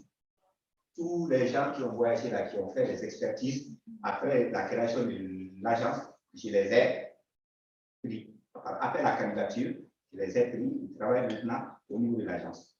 Donc, le projet UNESCO a déjà formé en amont la direction de l'agence. Et puis, il y a la formation et la sensibilisation des enseignants. Ce n'était pas facile au début. Maintenant, les enseignants et les étudiants adhèrent vraiment à l'assurance qualité. C'est là aussi grâce aux formations de l'UNESCO Shenzhen. Next slide. I think it's the last. Conclusion et remerciement. On peut dire sans vraiment se tromper que les objectifs fixés par les projets au départ ont été largement atteints et les défis relevés. Au départ, la première composante, c'était appui à la création de l'agence WHEC. On a une agence aujourd'hui fonctionnelle. Ça a été créé avec les compétences qu'on a reçues lors de ce projet. Et il y a aussi le renforcement des capacités, on a été bien formés. Et puis la troisième composante, le réseautage, on est dans les réseaux Arafana, on est dans Faxi, dans les conventions critiques. Les objectifs ont été vraiment atteints. Maintenant, mes remerciements à tout seigneur, tout honneur, c'est vraiment à l'endroit de l'administration municipale de Shenzhen. Merci, merci, merci beaucoup. Et sans ce projet, on ne serait pas là où nous sommes. Mais on nous avait promis à la fin du projet de nous amener à Shenzhen, voir Shenzhen. J'espère que ça viendra. Moi, j'ai fait une mission de 3 semaines en Chine, en 2012, avec le ministère de l'Éducation nationale. J'ai vu Beijing, Changchun et Harbin. Trois villes que j'ai visitées en Chine. J'ai beaucoup aimé la Chine. Donc, transmettez nos remerciements, nos vifs remerciements vraiment aux autorités de Shenzhen et à tous les peuples chinois. Nous en sommes reconnaissants. Et je ne peux pas finir ça et remercier l'UNESCO. l'UNESCO Paris, HMIC, Kingly et PTS, on était toujours en contact pour que les choses marchent. l'UNESCO Dakar avec Ouattara qui validait tout ce que nous faisions. Et puis l'UNESCO Bamako, les gens nous ont toujours soutenus. Voilà, c'est eux qui géraient aussi la logistique, c'était très bien. Donc, vivement d'autres utilisations de projets pour le développement de la science planétaire. Vraiment, on nous le bon Dieu qu'il y ait d'autres initiatives comme ça. Ça a été très, très bénéfique, en tout cas pour le Mali. Et les autres pays africains me demandent comment le Mali a fait pour avoir tout ça du projet Shenzhen. J'ai dit non, il y avait la candidature, le Mali a postulé et le Mali a utilisé tout ce qui a été mis à sa disposition. J'ai vu le cas de la Merci beaucoup, Prof Kita. Merci. Merci, merci. Merci, Shenzhen. Merci tout le monde. Merci. Okay, now I would like, merci beaucoup, Prof Kita. Ça a été vraiment très, une présentation vraiment très détaillée et ça a été vraiment très, très, très intéressant. Donc, je vous remercie beaucoup. Et maintenant, j'aimerais inviter le professeur Kofi Djondo, le représentant du Togo, to expand on the outcomes of the work that has been done in Togo. And we look forward now to your very interesting presentation, Prof. Djondo, pardon. Merci, Madame. Nous allons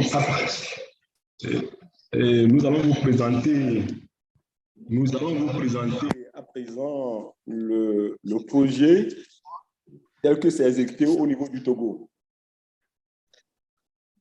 Avant de commencer, c'est pour vous dire que le décret portant en création de l'assurance de l'agence n'est pas encore signé. C'est actuellement sur le bureau du gouvernement. Et je peux vous dire que le Togo dispose actuellement environ de 100 000 établissements d'enseignement supérieur. Et dans les 100 000 établissements, nous avons 2 établissements publics universitaires, 22 établissements publics d'enseignement supérieur non universitaire et 80 établissements d'enseignement privé.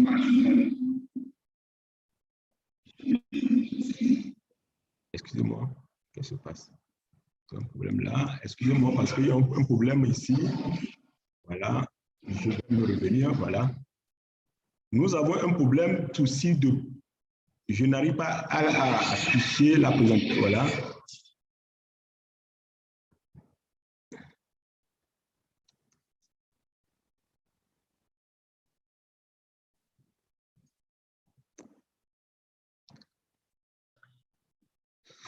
Donc, comme je disais, donc en 2022, le nombre d'étudiants est de 120 000. Et dans ces 120 000,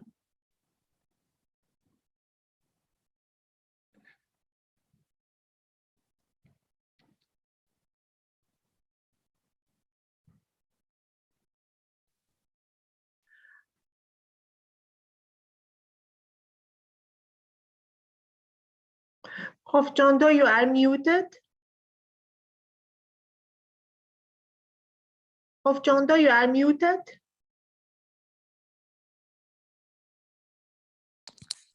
Hasmik, I believe Prof. Jondo just lost his connection. Probably you could move on to the next speaker while we wait for him to rejoin us.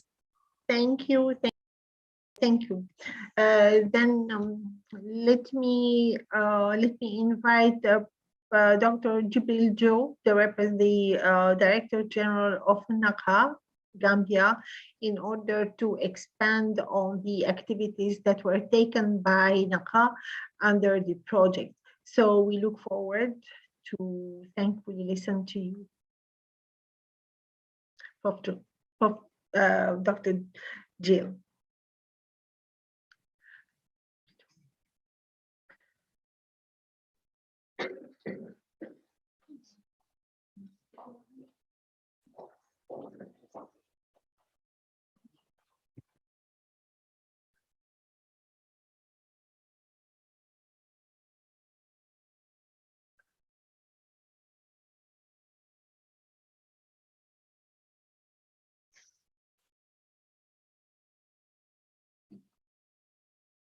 So 1 minute, preparing for the presentation. Here we go.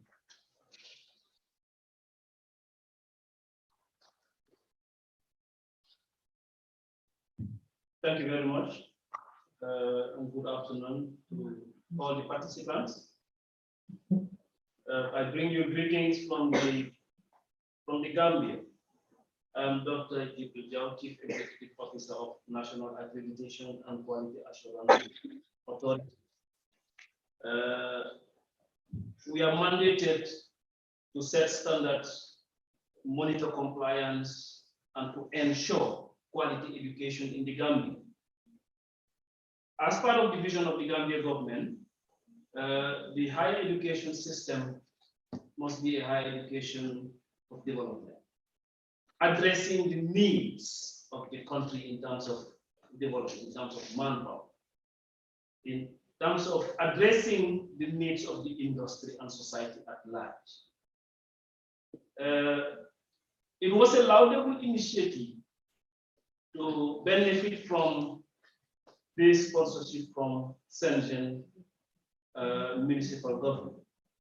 It was timely, as we wanted the higher education system to serve as engine of growth, having institutions with 3 commodities: knowledge, skills, and values. And when we talk about quality assurance, we are thinking of satisfying customer needs So it means that higher education institutions will not sit in their corner, develop their curricula, train people and send them out. The Gambia thought of bringing all stakeholders, employers, civil society, higher education on a platform to discuss quality assurance so that universities will churn out people who will be best fit for the employers.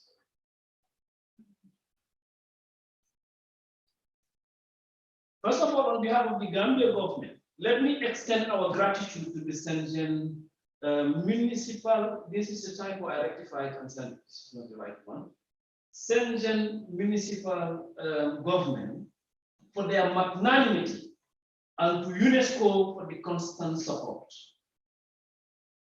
We are here discussing the outcomes of this project, and we are quite confident that positive impact will be felt across higher education sector and to the country at large, thanks to your support.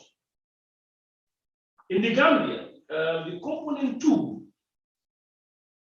of the project was launched on 16th of February 2018 through the Ministry of Higher Education, Research, Science and Technology in collaboration with the National Accreditation and Quality Assurance Authority and post-secondary institutions.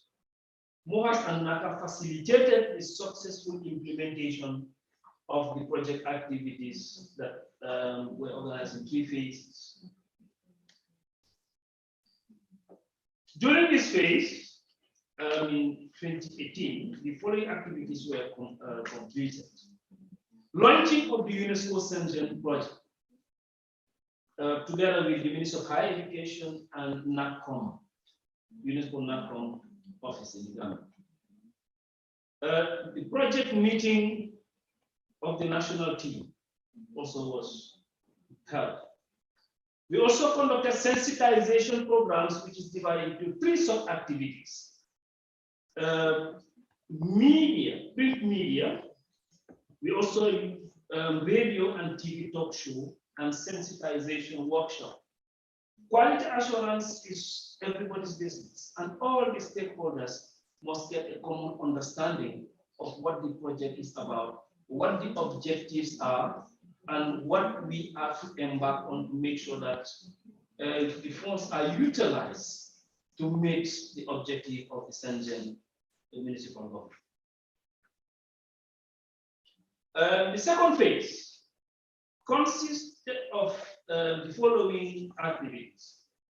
Quality assurance needs assessment survey to determine the status of quality assurance structures and practices in the tertiary and higher education institution. You will see that we have a classification in the Gambia. We call tertiary the post-secondary non-degree awarding institution, and the higher the degree awarding institutions. So we have tertiary and higher education. And you will also notice that we have included TVET because of the fact that the Gambia has created a new technical university to expand TVET up to doctorate degree level. We want to go beyond satisfying intellectual curiosity of people. We want technically minded people to climb the academic ladder up to the higher levels. This is the rationale behind creating the technical university to address technical issues and the skills for development. So that because of the fact that there's a new ladder to climb the academy, then TVET was included as part of the quality assurance process in this project. We also have some internal quality assurance training for tertiary, that's non-degree awarding institution, and there were 28 personnel from mainly TVET institutions. The rationale behind this internal quality assurance is to work on the internal efficiency of the institution.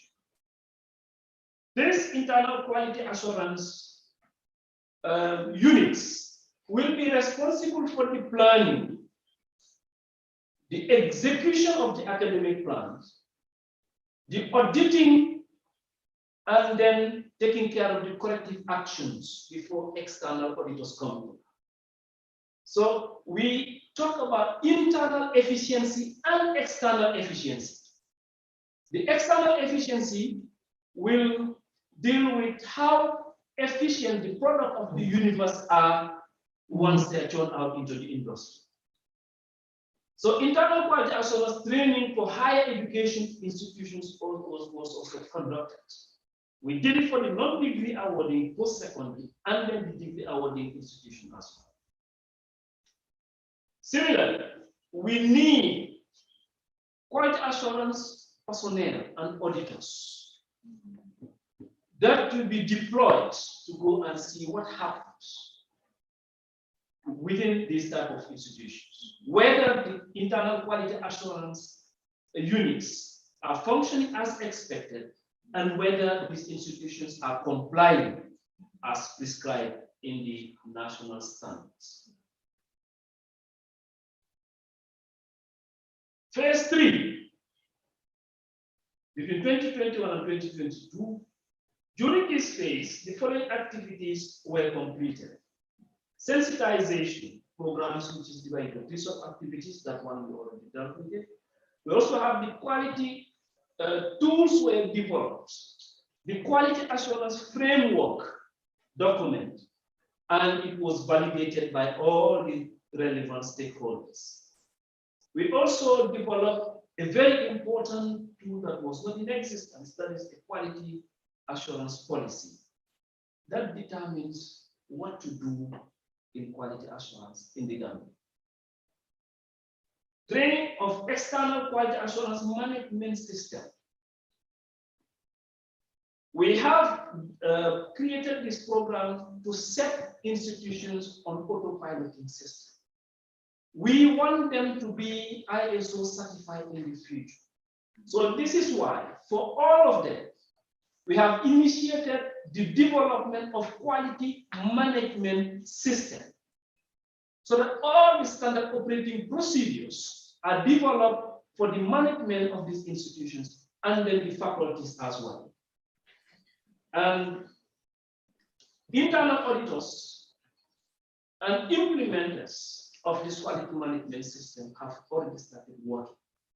We have developed quality management system policies that institutions will use and break them into goals into objectives, and ultimately having SOPs that will guide the smooth implementation of all the quality assurance mechanisms.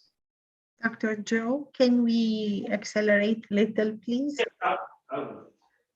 Training on curriculum development, curriculum analysis and implementation, and monitoring of education institutions. 19 personnel were trained from universities, and professors, internal quality assurance specialists, senior lecturers, etc. Without a good curriculum, you cannot produce good graduates. So it was apt to give them skills on how to develop curricula that are responsive to the needs of the industry. Induction on leadership training for governing council. Governing council members normally are responsible for developing strategies and vision. And they need to understand that quality is an integral part. So this is the reason why they were included in the training. Our own governing council members underwent a training in quality assurance. Training of TVET, institutional management and administration. Leaders of TVET were also given training on how to provide leadership effectively for all the TVET institutions. And the same thing, also quality management system was offered to the higher education. Dr. Joe, we are running short of time. Okay. Challenges, delay due to COVID and coordination issues, and I will skip that one. Recommendation and way forward. I'm just done with this. The National Academic Quality Assurance Authority and the Ministry of Higher Education, Science and Technology have incorporated some of the project activities, institutionalized programs for sustainability. What we have achieved in this project will be sustained. Quality assurance also will be institutionalized and mainstream into tertiary and higher education programs of activities as discussed and agreed. And currently, the main public tertiary education and training provider UTG, University of the Gambia, GTTI Gambia College have structured for internal quality assurance. Sustained funding in quality enhancement in the same institution will consolidate the gains made during the Shenzhen project. Funding to extend the capacity building to all trainers in higher education, especially in areas of subject-specific pedagogy, knowledge of subject matter, is not a guarantor for quality delivery of educational programs. Teaching is a profession, and the Gambia wants to transform our lecturers to teachers in higher education and needs funding, financial support to complete this laudable initiative on the Shenzhen community through UNESCO. I thank you for your kind attention.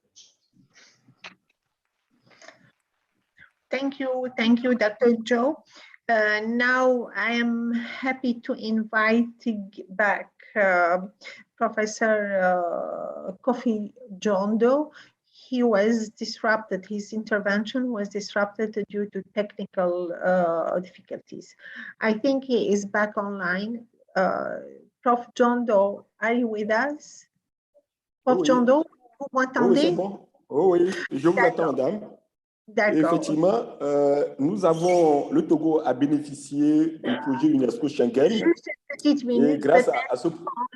il faut enlever le PowerPoint de Dr. Djibril Joe. Si vous avez votre PowerPoint, vous pouviez le partager avec nous sur l'écran. Je n'ai pas de PowerPoint à partager, j'ai le test. C'est ça, oui. Okay. Donc, comme je le disais, donc, le Togo a bénéficié du projet UNESCO Schengen et grâce à ce projet, il a entamé le processus de mise en place de son agence. Et dans le cadre de ce projet, plusieurs activités ont été menées.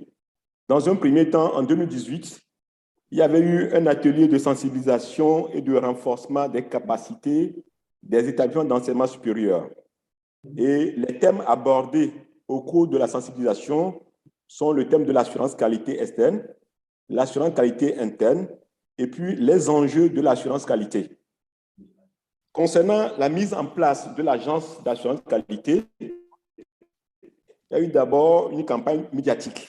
Et l'objectif, c'est de connaître l'assurance qualité à un public plus large d'étudiants, des parents d'étudiants, d'employeurs, de parties prenantes sur toute l'étendue du territoire national. Ceci a permis d'avoir une large adhésion à l'assurance qualité dans l'enseignement supérieur et aussi de faire une large diffusion d'informations nécessaires à la compréhension de la démarche qualité dans l'enseignement supérieur. Grâce au projet aussi, nous avons participé à la communication au colloque G3 au Montréal du 24 au 26 octobre 2018. Nous avons aussi eu la visite d'appui des experts de l'initiative ACA en octobre 2018 à mi-décembre 2018. Nous avons aussi fait la soumission du rapport d'auto-évaluation et mission conjointe CAMES-UMOA du 22 au 23 novembre 2021. Quant à ce qui concerne la mise en place des tests juridiques, nous avons élaboré 3 tests. Le premier test concerne la déclaration de politique nationale de la qualité de l'enseignement supérieur. Et cette déclaration s'insère dans un écosystème prenant en compte les contextes internationaux, régionaux et locaux. À titre d'exemple, la politique qualité de l'enseignement supérieur et de la recherche a vocation à être en cohérence avec la politique nationale de la qualité adoptée en Conseil des ministres le 6 novembre 2019. Le second test est le test portant création, organisation et fonctionnement de l'Agence nationale d'assurance qualité de l'enseignement supérieur et de la recherche. Ce projet de test est le symbole de l'assurance qualité SN et projeté au cœur même du système national d'assurance qualité. L'agence est placée sous la tutelle technique du ministère chargé de l'enseignement supérieur et de la recherche et sous la tutelle financière du ministère chargé des Finances. Elle est une autorité d'agence qualité chargée de la régulation, l'évaluation et l'accréditation dans le sous-secteur de l'enseignement supérieur et de la recherche. Le troisième test concerne l'Agence nationale qualité interne. Ce projet de décret porte cadre général d'organisation de l'assurance qualité dans les établissements d'enseignement supérieur, centres ou organismes de recherche et d'innovation ambitionne de cerner clairement les contours de l'assurance qualité interne et tisse le lien non négociable entre l'assurance qualité interne et l'assurance qualité interne. Les facteurs qui militent pour l'adoption des tests, il y a d'abord la feuille de route gouvernementale dictée au sous-secteur du ministère de l'enseignement supérieur qui met l'accent sur l'employabilité et la qualité des formations. Il y a aussi la loi d'orientation qui prône la qualité dans l'enseignement supérieur. Tout dernièrement, il y a la convention d'Addis qui est rentrée en vigueur le 15 décembre 2019 et le Togo est le premier pays qui a ratifié cette convention. Et il faut noter que la qualité est au cœur de cette convention. Ensuite, le Togo vient d'abriter la première réunion du comité de convention d'Addis qui s'est déroulée à Lomé le 9 et le 10 décembre 2021. Et tout dernièrement, nous avons eu l'adoption aussi par le gouvernement du décret portant en réglementation des établissements privés d'enseignement supérieur le 27 octobre 2021. Il faut noter que le socle de ce test est la qualité, d'où il est impératif vraiment que l'agence là puisse être adoptée par le gouvernement. Merci pour votre attention. Merci beaucoup, Prof. John Doe. Ça a été très utile. Ça me fait vraiment plaisir. Merci beaucoup. Donc, je suis très contente d'entendre de l'assurance qualité inclut maintenant la dimension d'employabilité. Donc, c'est vraiment très promettant. Je vous remercie. Là maintenant, I will switch to Mr. Alvina Capolo. Alvina, I hope you're not encountering any technical problem. And if you're okay, so we'll be very happy to hear your contribution to this meeting and how the project was implemented and what are the outcomes implemented by the National Qualification Authority in Namibia. The floor is yours. Good day to everyone. Good day, Hasmik. Thanks for the opportunity. I trust everybody's well there in the venue. Well, my presentation is going to be quite short. I take it on the approach of just an overview summary of the main report that is already submitted. On that basis, I trust everyone can view my presentation. Can I just get a confirmation before I move on? I see it. All right. Good. All right. Let's take it from this angle. So Namibia was part of component 2. And component 2, as you can see there, it says it's titled Strengthening Quality Assurance in Higher Education, particularly in Namibia. Of course, it's an African project. And for us, since we already have institutions in place, it was more of a capacity enhancing in this sector. Well, what happens there? So we're saying that when the project kicked off, this project started way back in 2018, which spread over 3 years. Of course, there were disruptions with the COVID pandemic. We all know that. But nonetheless, what we focused on this side is on aspects such as capacity building, of course, creating awareness and sensitization. And I'll touch on them as I go through the presentation. Let's take on the capacity building. What were the highlights and the impacts of this project?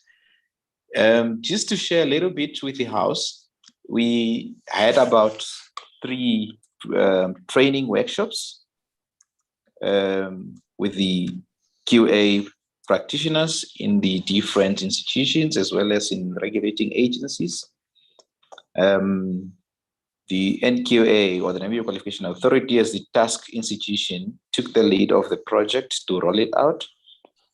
And the training, of course, emphasized on the embracing of quality culture towards quality assurance components, accreditation being one of them, audits, assessment, internal quality assurance that need to be institutionalized, external quality assurance. We're talking about the vitalness of compliance and so forth.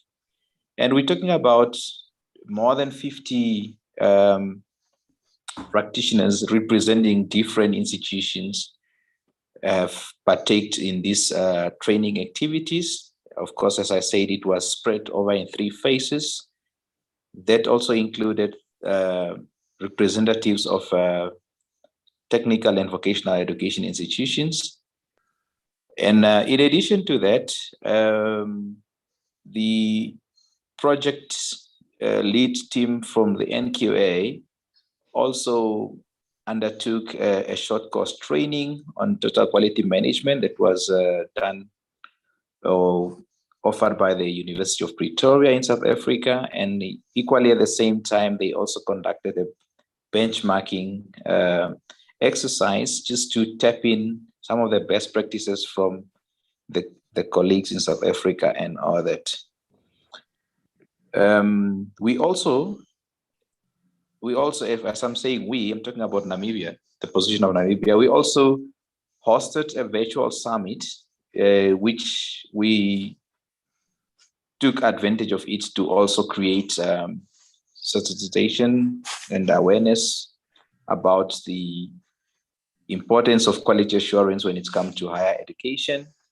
Of course, the deliberations of these summits focused on standardizing of instruments and tools that ensure online and open distance learning, a new mode or a popular mode now, are responsive to quality assurance standards. And we are taking it with cognizance that the global trend in higher education, it's now taking the route that leverage on modalities that are harnessing flexible opportunities and open and distance learning as well as online. These have become now the popular approach that are creating flexibility, especially with the dynamics of the global development. The NQA, or the Namibia Qualification Authority, is an institution that is advocating for quality assurance in higher education, also saw it fit to create a project team of its staff to undergo an ISO training on quality management system, because they saw it that it will also capacitate the organization, having staffs representing different departments in the organization as a project team, to ensure that the organization also conforms to the ISO requirement and ISO certification. And this project team consisted of about 12 staff. And that project, it was ongoing until it was now disrupted by the COVID pandemic. However, we are busy looking into modalities, how we can still get it off the ground.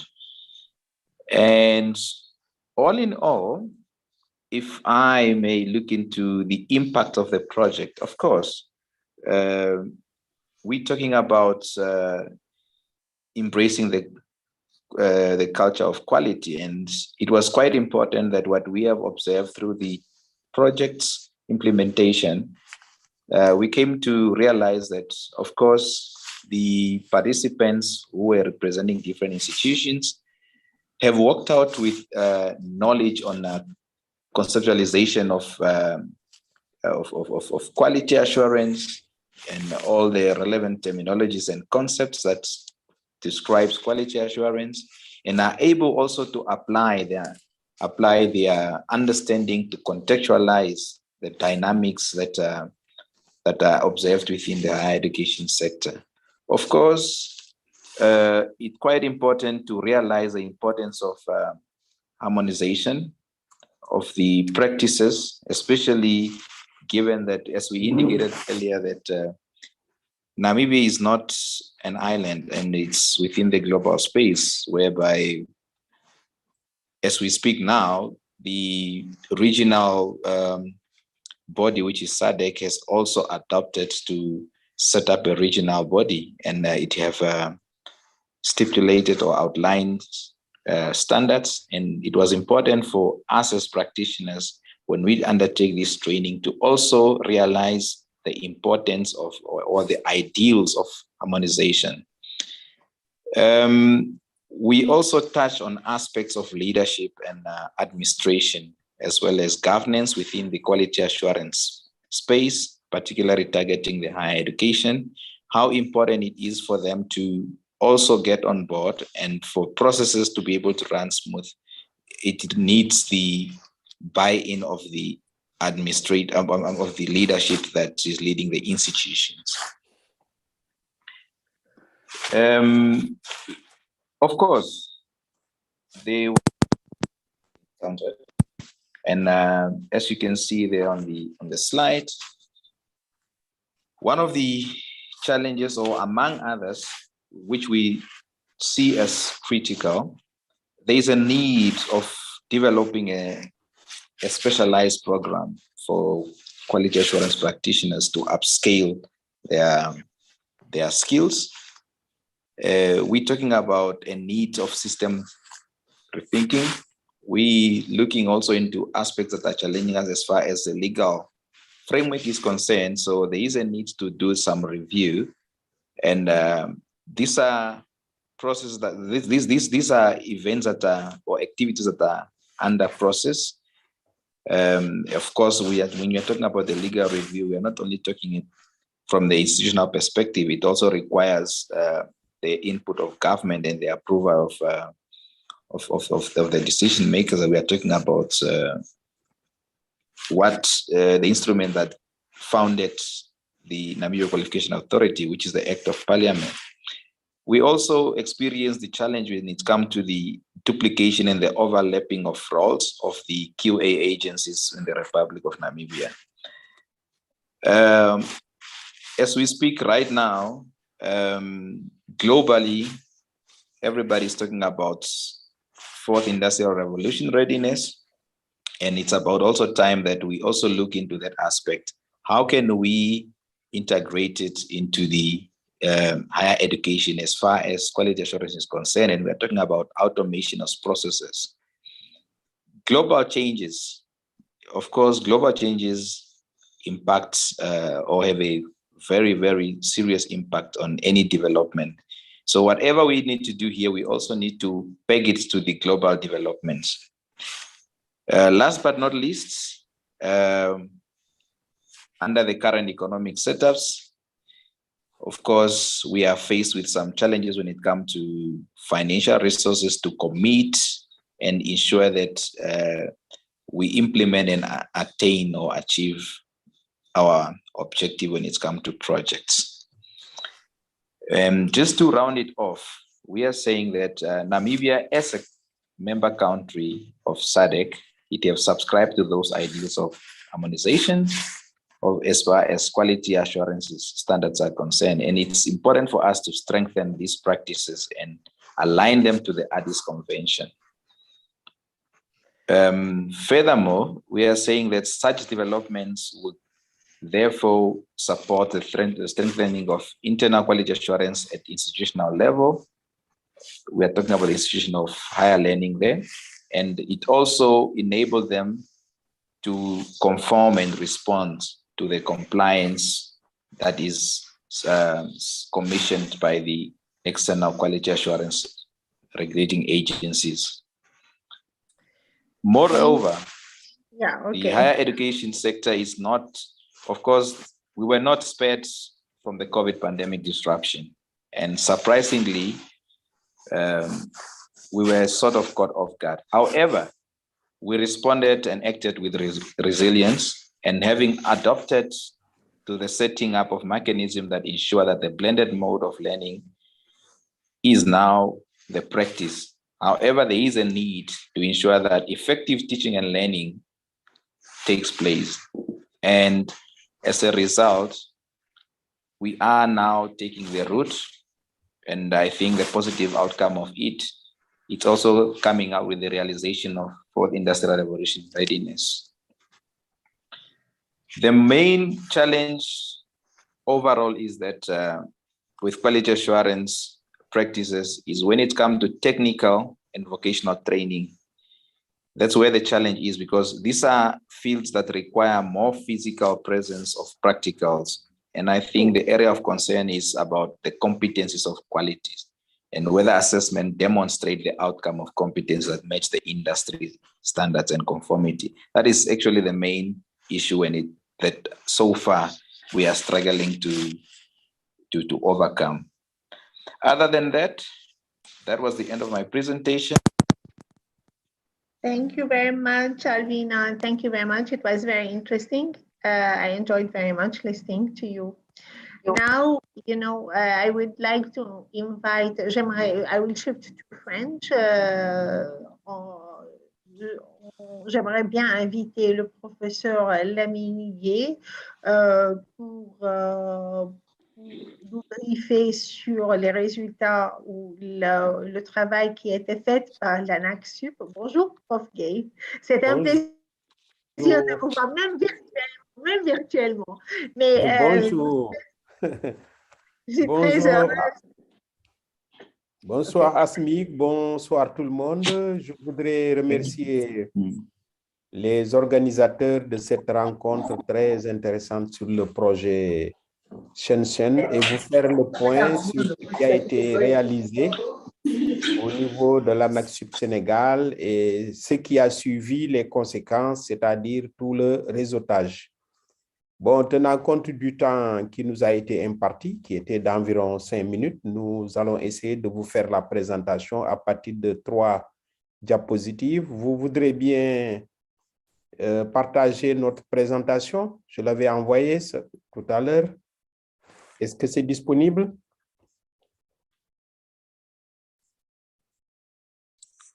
Oui, non, prof. Apparemment. Juste un instant, s'il vous plaît. Je veux partager. Voilà, merci beaucoup.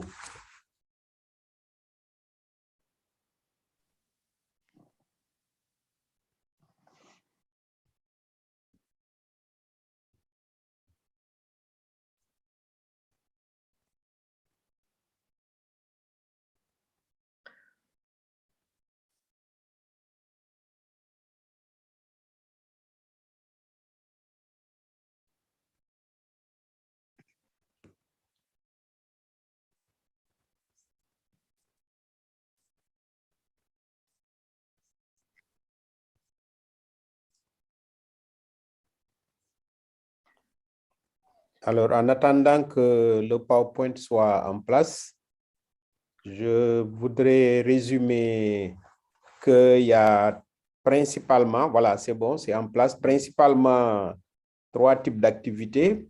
Il y a d'abord des renforcements de capacité, ensuite un appui à la gouvernance et après le réseautage. Allez-y, diapositive suivante, next slide, please.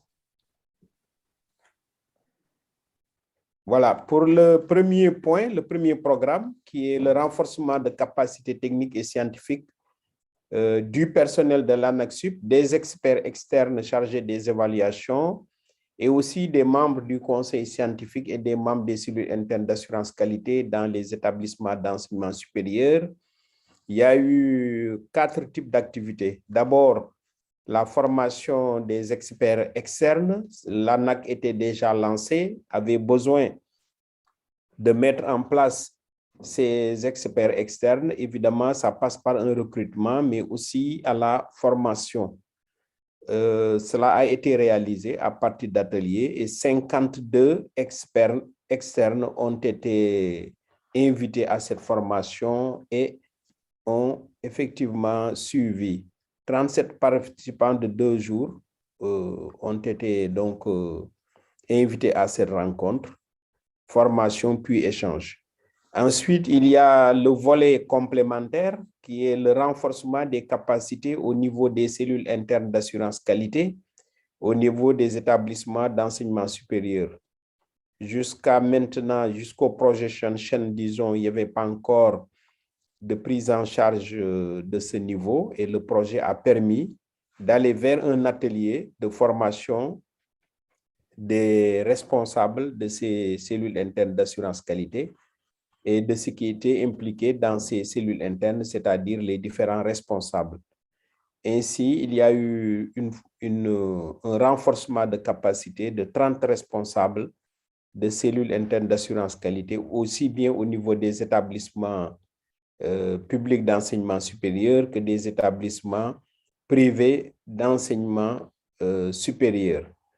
Il y a eu aussi le renforcement de capacités techniques et scientifiques du personnel de l'ANAQ-SUP. Ça, vous savez aussi, c'est majeur.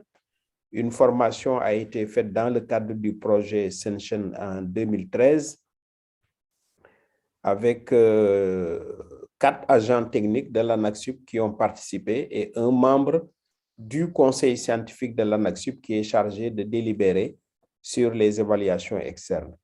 Il y a eu aussi le 4e type d'activité menée, le renforcement en capacité concernant les qualifications et les certifications. Et cela visait le top management de l'ANAQ-SUP.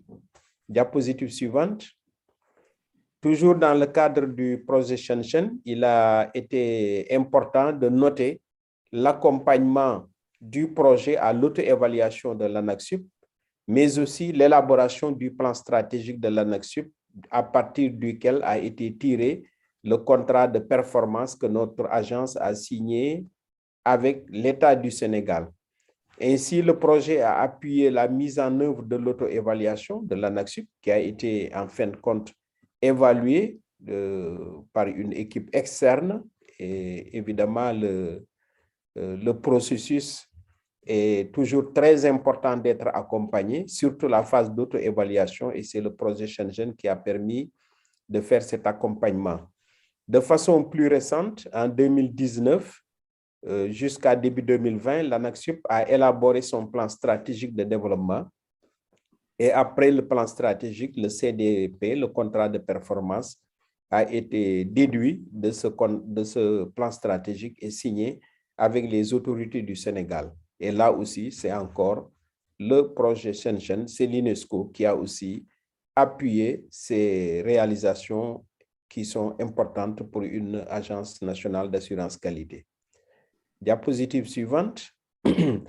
Cela a permis de renforcer, ces différentes actions ont permis de renforcer donc l'ANAQ-SUP, aussi bien sur le plan de la formation, de renforcement de compétences, mais aussi sur le plan de la gouvernance, parce que qui dit mise en place d'un projet stratégique, qui dit évaluation externe d'une agence nationale, qui dit élaboration d'un contrat de performance avec l'État, parle aussi de gouvernance, de renforcement de la gouvernance de l'ANAQ-SUP.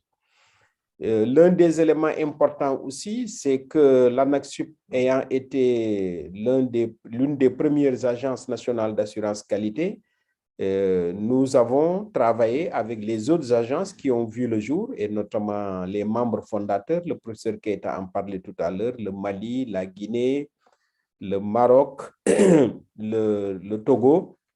Nous avons comme membre associé, la Côte d'Ivoire aussi maintenant comme membre associé, nous avons travaillé sur la mise en place du réseau africain francophone des agences nationales d'assurance qualité.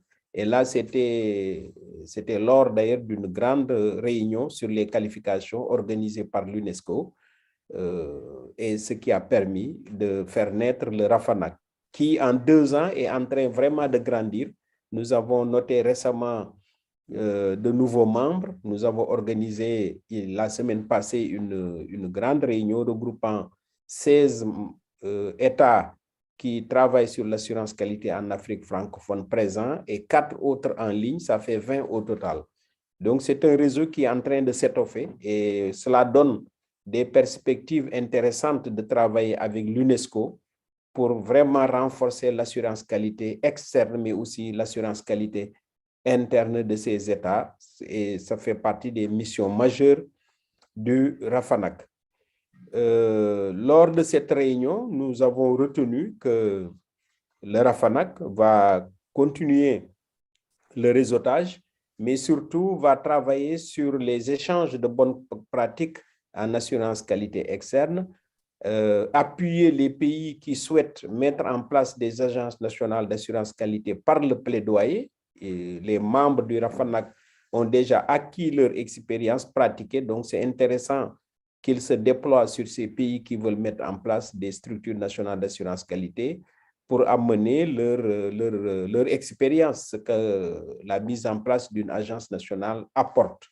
Donc ça, c'est important que des partenaires comme l'UNESCO puissent nous appuyer à travailler sur ce réseautage. De même, nous allons continuer sur le renforcement de l'assurance qualité interne. Et une idée intéressante qui est déjà retenue, c'est de fédérer l'ensemble des cellules internes d'assurance qualité dans les pays membres du RAFANAC et de passer par ce réseau pour faire de la formation, du renforcement de compétences et même de l'appui aux auto-évaluations de programmes ou d'auto-évaluations institutionnelles. Voilà donc les activités qui ont été menées sur le projet Shenzhen et leur évolution qui montrent qu'au-delà de l'ANAQ Sénégal, maintenant, les ramifications se font même au niveau africain par l'intermédiaire de ce RAFANAC qui a été fortement appuyé dans sa mise en place par l'UNESCO, par le projet Shenzhen. C'est pour moi l'occasion, avant de finir, de remercier Asmik Torsian, Madame Asmik Torsian, qui modère actuellement la séance, mais aussi le bureau UNESCO de Dakar et notamment Youssouf Ouattara qui nous ont beaucoup appuyé pour le début du fonctionnement. Je vous remercie de votre attention. C'est moi qui vous remercie, Prof. Gay, d'abord pour accepter d'être l'un des intervenants pour cette session et deuxièmement pour cette présentation qui est très explicite et très riche. Je vous remercie beaucoup. Je pense que nous arrivons à la fin de cette session. Je vais shifter en anglais maintenant. This brings us to the end of this session where we discussed, the outcomes of the project at country level by the focal points. We had 2 presentations under component 1, we had 2 presentations under component 2, and we had a presentation concerning the 3rd component, which was the strengthening networking, and most importantly, the creation or the birth of a new network for the Francophone countries of Africa, which is almost the 24 countries, they make almost half of the continent. So this brings us to the end of this session. I thank the organizers for giving us this opportunity as coordinator to present the outcomes of the project in general and also to moderate this session. And I would like, with this thankfulness, I would like to give the floor back to you, to ICHEI colleagues, and my thanks also go. Probably I forgot or I missed the opportunity to say. I would like to thank Director Lee for his presence and also for his, management and providing this opportunity, this unique opportunity to bring us all together on this table. With this, I give the floor back to you, and we look forward for the second part of this meeting. Thank you.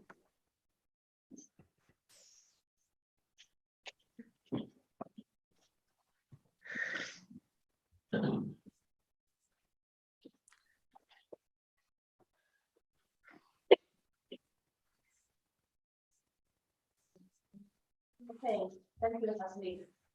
Okay, next session will focus on the quality assurance online and blended teaching and the discussion the quality assurance of innovative teaching. Online and blended teaching is not only a pure trend, but also a necessary way to supplement, reform, and even transform the traditional higher education model. So next, Let's first welcome Ms. Bi Xiaohan, deliver presentation. Bi Xiaohan, she is the director associate of UNESCO-ICHEI and head of the West Asia and Africa program. Please, Xiaohan.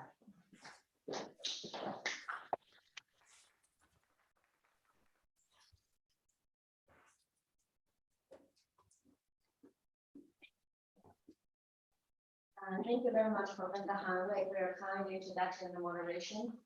It is very encouraging to see the UNESCO Shenzhen Funds-in-Trust has contributed and dedicated to the development of quality assurance in Africa in the past 5 years.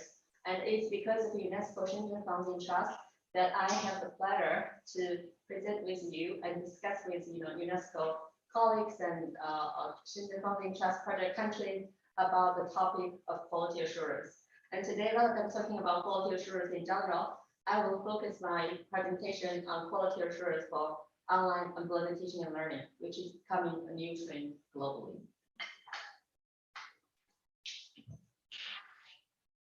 So though the UNESCO Shenzhen Funds-in-Trust project is going to be concluded very soon, but the knowledge produced and experience gained and network established through this project will have long-lasting impact on the quality of assurance and higher education development in Africa. So with the support of UNESCO Shenzhen Funds-in-Trust, the legal structure of quality assurance governance in Africa was highly strengthened, and the national quality assurance bodies have greatly improved the capacity, with a lot of QA professionals being trained during this process. So a platform of mutual exchange and learning on quality assurance in Africa was also established because of this project. And also a very good result is that during this process, quality culture was cultivated in this process while the project was implemented. So all these are very important outcomes that are critical to all these outcomes are critical contributions to the implementation of Addis Convention and the Global Convention on the recognition of qualifications concerning higher education. And all these outcomes are also an important foundation for continuously to improve higher education development in Africa.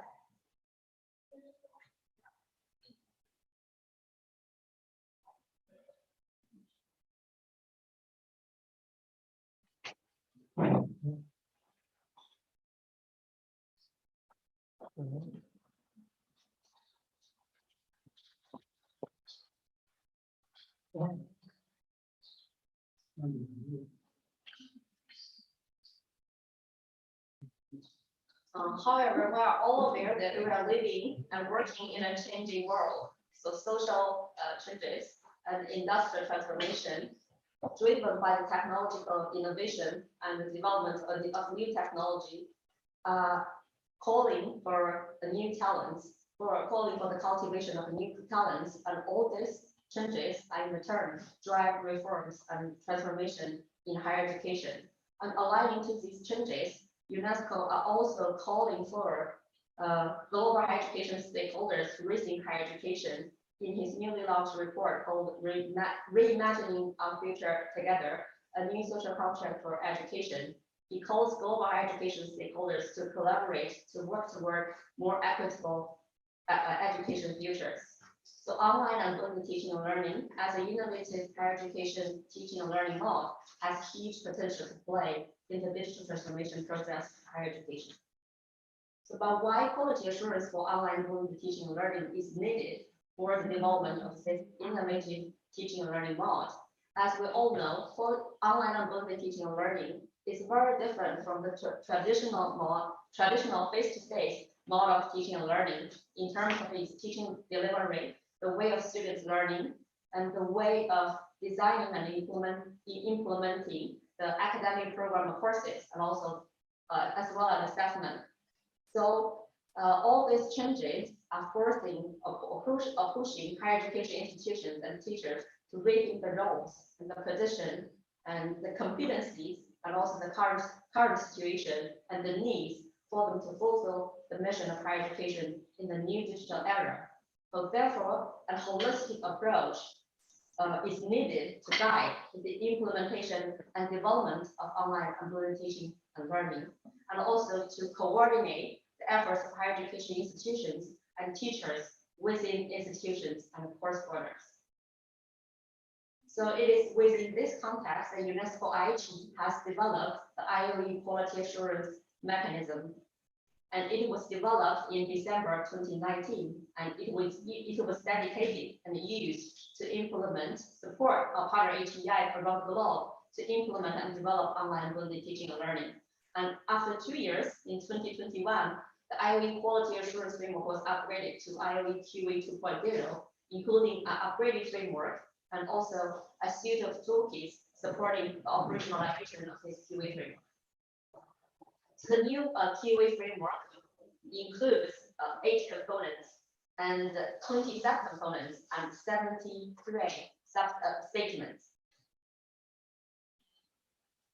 A suite of toolkits was also developed to operationalize the QA framework, including data sources, which is the support of the components to provide technical guidance for our partner HEIs and higher education teachers to make accurate evaluation and analysis of online and blended teaching and learning situation.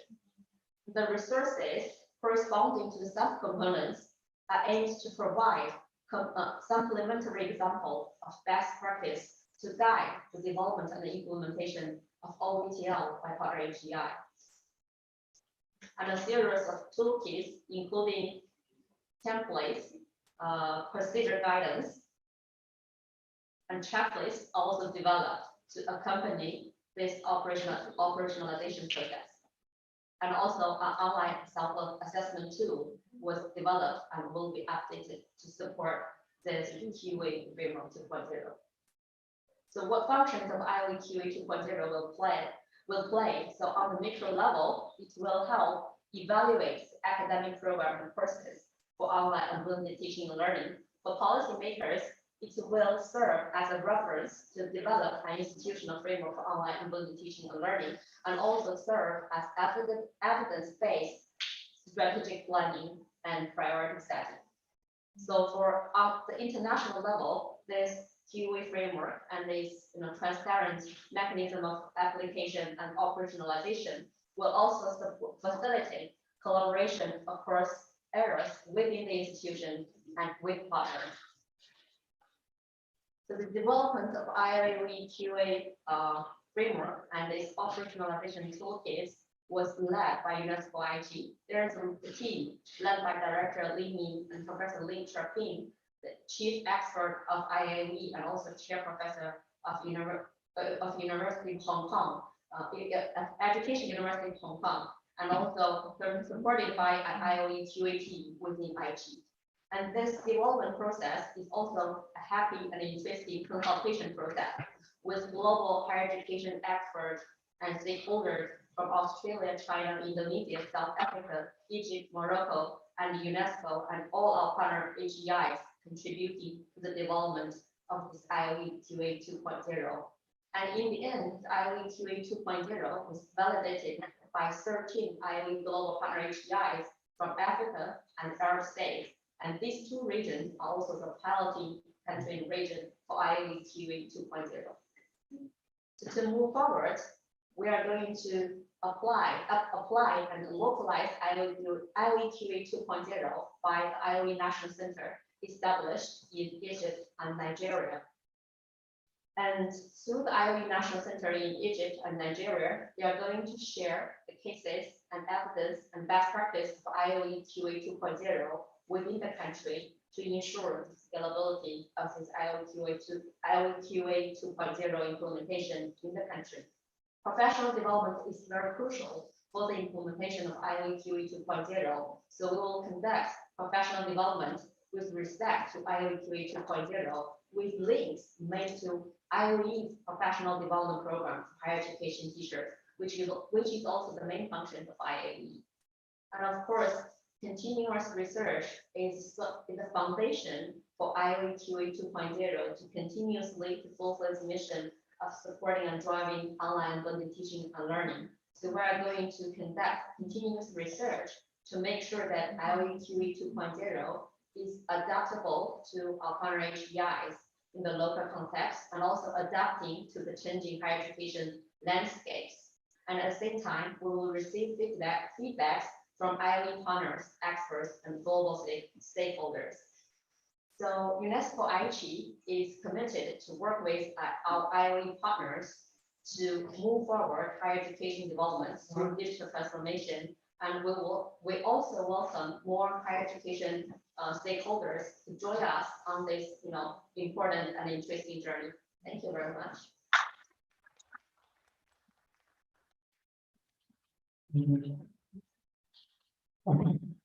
Thank you, Jahan's speech.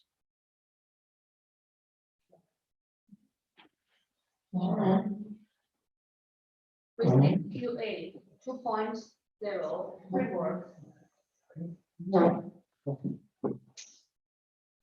Framework event is also important to consider experts' opinions on how to can be localization.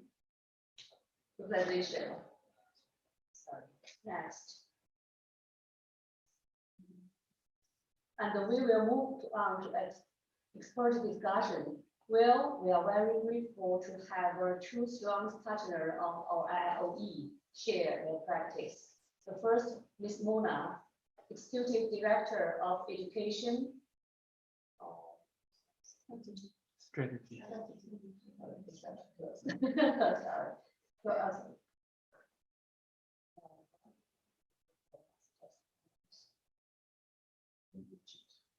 Director of Education Strategy and Administration, Shenzhen University of Ethics. Please.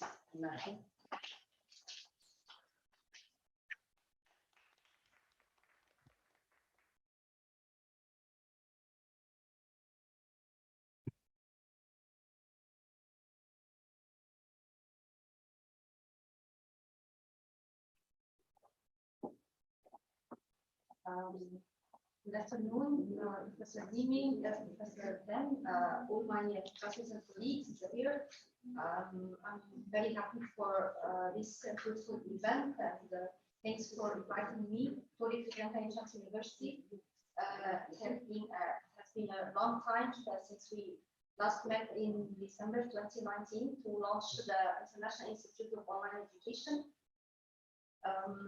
Now we are going through our journey to apply and localize the outcomes of IIoE. And now I will present the roadmap to application and localization of IIoE Quality Assurance Framework 2.0 in Egypt. Now the technological paradigm shift is the reshaping the higher education institutions. And the question now of quality assurance is of main concern to all universities worldwide. We mean by quality assurance in e-learning is the means by which institutions set their e-learning programs goals and measure the results against these goals. Adopting such quality assurance measures and total quality management will help educational institutions to attain high performance in all areas, to eliminate inefficiencies in the organizational processes, and to maintain the competitiveness of the institutions. This will improve the education in the form of improving educational process, curriculum, and making educational environment more motivating. And this will end up with excellence in higher education. We thought a lot about how could we make it from where we start, and we proposed a roadmap for the application and localization of the IIoE QA Framework 2.0. And this is the roadmap.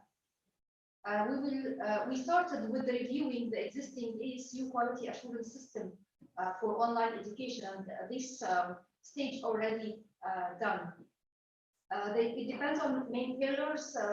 First is the international ranking standards, because at Shenzhen University we are keen to get more and more advancement in the ranking and rating. And we are proud that last year we got 5 stars in online education, especially beside the 5 stars in whole university processes. We have also the national accreditation standards of NACAI, and I was happy to hear that NACAI was part of the main projects of quality assurance of the UNESCO Shenzhen Funds-in-Trust. Ancient University approved and published standards and minimum requirements should also be considered in the existing system, beside the Ancient University strategic plan and objectives of online learning and our continuous monitoring and evaluation through our KPIs, which monitor the efficiency and effectiveness of the technological infrastructure, the technical support, the administration of the platforms, the capacity building programs, the e-learning platform performance, and finally, the faculty and student satisfaction. The second stage, it was comparing the existing system at Ancient University with the IIOE Quality Assurance Framework 2.0. And we found it a very comprehensive and practical quality assurance framework that systematically covers higher education inputs, processes, and outputs. It also can be easily integrated within the existing institutional strategic plan. It also is designed to have a major effect on the students' learning experience, and it is applicable to most online learning strategies at Ancient University. The third stage, which we are doing right now, is relating all our outcomes to the national and regional standards. We have the activities of the NACAI, the National Authority for Quality Assurance and Accreditation of Education in Egypt. They have the self-assessment of e-learning requirements in hybrid learning system in higher education institutions, which was published in 2020. We are now revising it versus to this document, and we are proud that maybe 3 years ago, NACAI was accredited from the World WHEC, World Federation of Higher Education. We also want to relate this to the Federation of Arab Universities, the practical guide for the quality of distance learning programs. The fourth stage will be defining the challenge of implementation.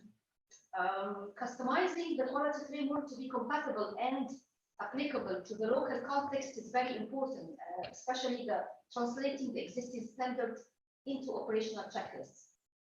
We have another challenge of providing adequate training in quality management principles and tools for all faculty and stakeholders at Ancient University. We have also raising the teachers' competences in order to adapt to the change in the traditional curricula and the program aspects.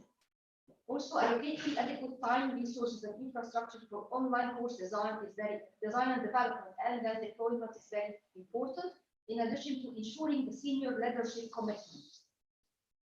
The fifth stage will be adopting the existing system to the IIOE Quality Assurance Framework, which will need validation of the IIOE Quality Assurance Framework by the Ancient University Quality Assurance Center, and then approval from the University Council, and then finally announcement and orientation of all faculty. Stage 6 will include promoting the outcome to other partner higher education institutions in Egypt and not be limited to Ancient University. And this is the role of the IIOE Egypt National Center that we are proudly participated in its launching last week. These are our milestones for this promotion. Is first, orientation to all higher education institutions in Egypt, especially our partners, focus groups, and then review sessions, and then reaching a consensus for this product. The final step to have this IIOE Quality Assurance Framework implemented in Egypt is the alignment with the Supreme Council of Universities in Egypt. We will propose the outcome to be aligned in its final form and seek approval from the Supreme Council of Universities, preparing to dissemination of the framework to all Egyptian higher education institutions, and not only the higher education institutions which became our partners. By the way, we have an additional partner to our 5 partners already existing, which I just know a few minutes ago, which is Mansoura University. Now we have 6 partners to the Egypt National Center of IIOB.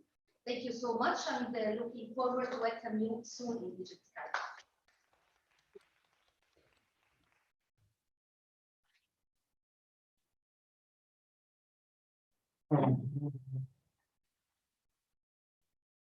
Thank you, Ms. Mona.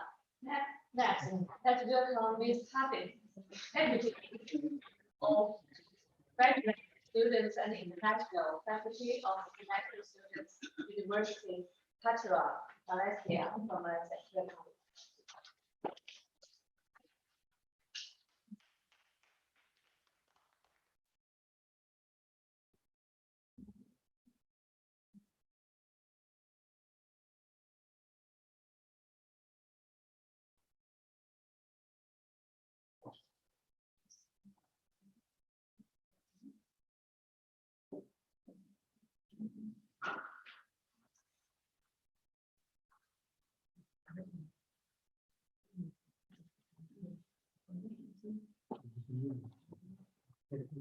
Hi everyone.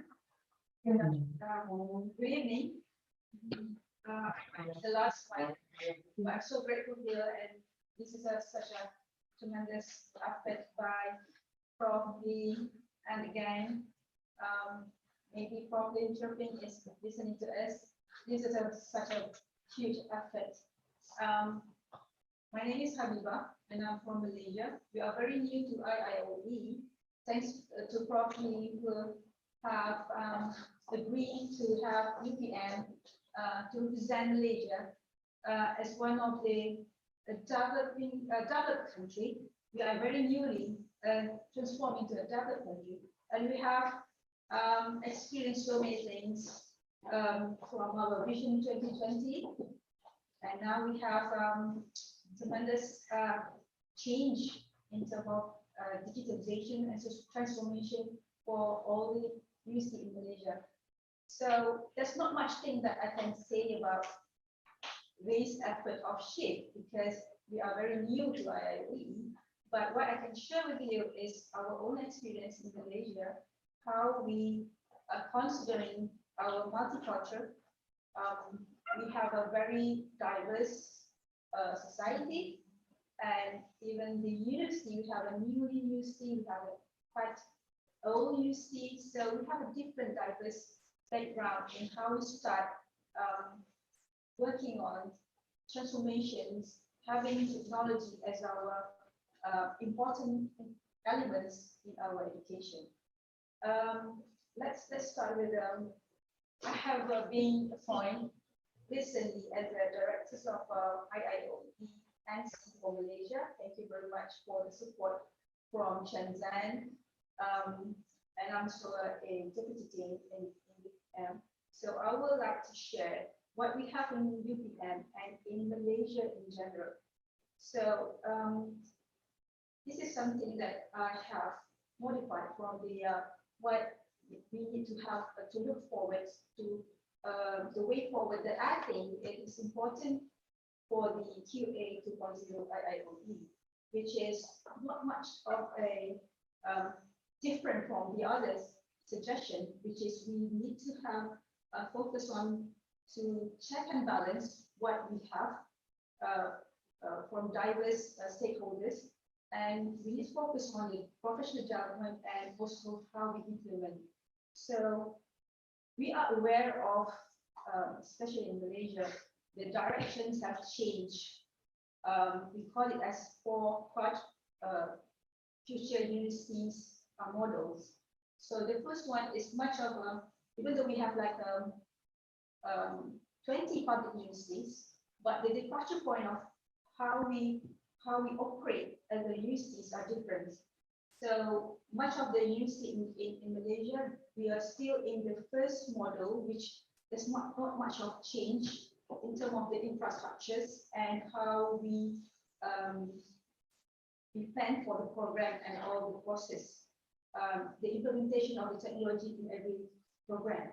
But I can say that majority of the university in Malaysia, we are in the third model, which we call it as an adaptive change, which is we have a physical university. At the same time, we have now recently tried to push the micro-credentials and also MOOC as a form or as a mode of how we disseminate the knowledge, not just for the university committee, but also for the society, for the lifelong learning. So we have give more options of how people can learn in Malaysia through universities.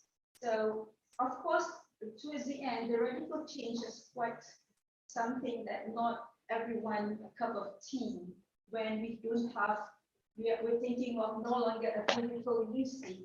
Everything is online, which because of the COVID, seems that the students they still wanted to have a physical university. So talking about the quality assurance of our program, our course, we need to think about these infrastructures and also what we need to prepare and what it takes as a university. People still want the physical infrastructures. At the same time, we want to have it online. So this is what we have in WHEC and the common CQI. Let's look at the here, the implementations of what we have in UPM. But when we have these transitions of physical into online, thinking of to have this visual classroom when we have this COVID-19, we have a spectrum of facilities, even in the faculties. Some faculties, they have a good internet connection, some of them have that good, that's much good. And we are very fortunate in the Faculty of Education Studies that we have smart classroom, future classroom, but not much because the UPM is so huge. We have this agriculture and so on, so the facilities cannot be distributed evenly. So that's why we have this range of dimensions of selecting intermodal infrastructure, the process, the programs, the human resource, and so on. For this diversity, if I can connect with the quality assurance that we proposed by IIOE, that the first version, which look at the bigger picture of the visions of quality assurance that should take place in any countries or higher educations, which is looking at the international, region, and national levels, isn't it? The first version of new quality assurance. And the newly 2.0 quality assurance, they have, I mean, you have at institutionals and program and course level, you have focused more of a micro levels of quality of delivering our courses. But what is lacking, I think, is the change management. How then we need to look at the transformation, the transitions of diversity, the spectrums of how people strive with their own institutions to drive the technology in the teaching and learning. How then we manage at the high levels into focus on the course levels. How to manage that? So I think that is something that can be improved in our document or in our strategy of how we drive the quality assurance of what we have. This is a very extensive and work having done by the team. I salute and I am so impressed with the work. Reading the cloud document where we have documented all the projects. I'm so impressed, even though I'm very new. So I think this needs to be taken seriously by everybody, by everyone, all the country and the regions. And I think that will be my suggestion to add, which is the change management. In terms of what should we bring into the change management, I think we can think about these at least three things of the strategies, looking at the leaderships, the training, and also how we evaluate and we look at the performance. I would like to suggest that the one way of how we can recognize the role of all of us is to recognize the people who involved with the technology and the technology leaders at all levels, strategic, tactical, operational levels. Those people who are determined to work with this effort, we can call them as the technology leaders. And they have a bigger role to model everyone involved with this initiative. And also, we need also to look at this, sorry, it should be better. Looking at the training, the content of how then we will manage the changes by giving the right knowledge, skills, attitudes for these technology leaders. And also, I think we need to also to look at how much that when we conduct in training for the leaders and so on, look at the change of the leaders who can change the institutions and so on, and to recognize their role. So I would recommend for any program for the including in the IOEQ 2.0, the approach should be the first one aligned with the institutional mission and vision. Whatever program that we approach, we would suggest for the Q&A program, we should align enterprise-wide, continuous, proactive, affiliated, and make it formal. I think that's it from Malaysia, from UPM, and I thank you for the opportunity.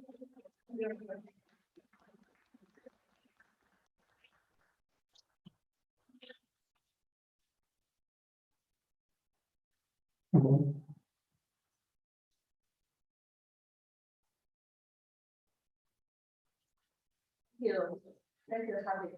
It's very insightful to listen the voice of experts' idea on the localization of framework.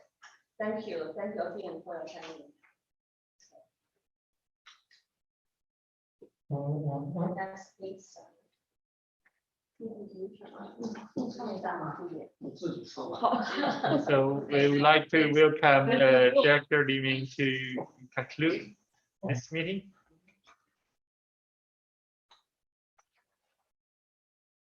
会议时间有延长，所以我就简短说几个意思。Ladies and gentlemen. 各位女士们、先生们，各位线下和线上参会的贵宾，今天我们开了一个深圳信托基金非洲部分结题的成功的会议。5个非洲的国家的高等教育质量保证机构的负责人做了交流。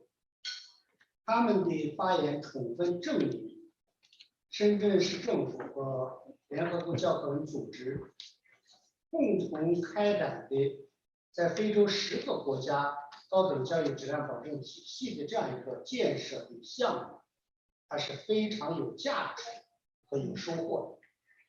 所以我感谢各位讲者、各位参与这一项目的有关人士。 第二个呢，就是深圳国际高等教育创新中心，以及我们2所合作院校啊，包括埃及的埃因夏斯大学、马来西亚的博特拉大学。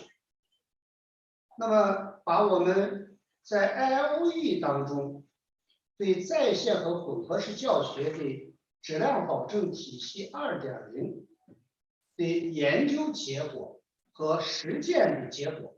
做了一些交流，这对我们未来在全球，尤其是在发展中国家高等教育体系当中，进一步建设和提升高等教育的质量保证，我认为是非常有价值的。这将有赖于我们在下一步的实践当中去接受检验。最后呢，我特别想感谢在今天活动当中组织方联合国教科文组织、深圳市政府和参与方深圳教科文的高等教育创新中心以及有关的为这次会议做出了贡献的所有人士。那么今天的会议，尽管我们是少量人在线下，多数人在线上，参与的各方呢都从中获益。最后，我再次谢谢大家，会议圆满成功，谢谢，会议到此结束。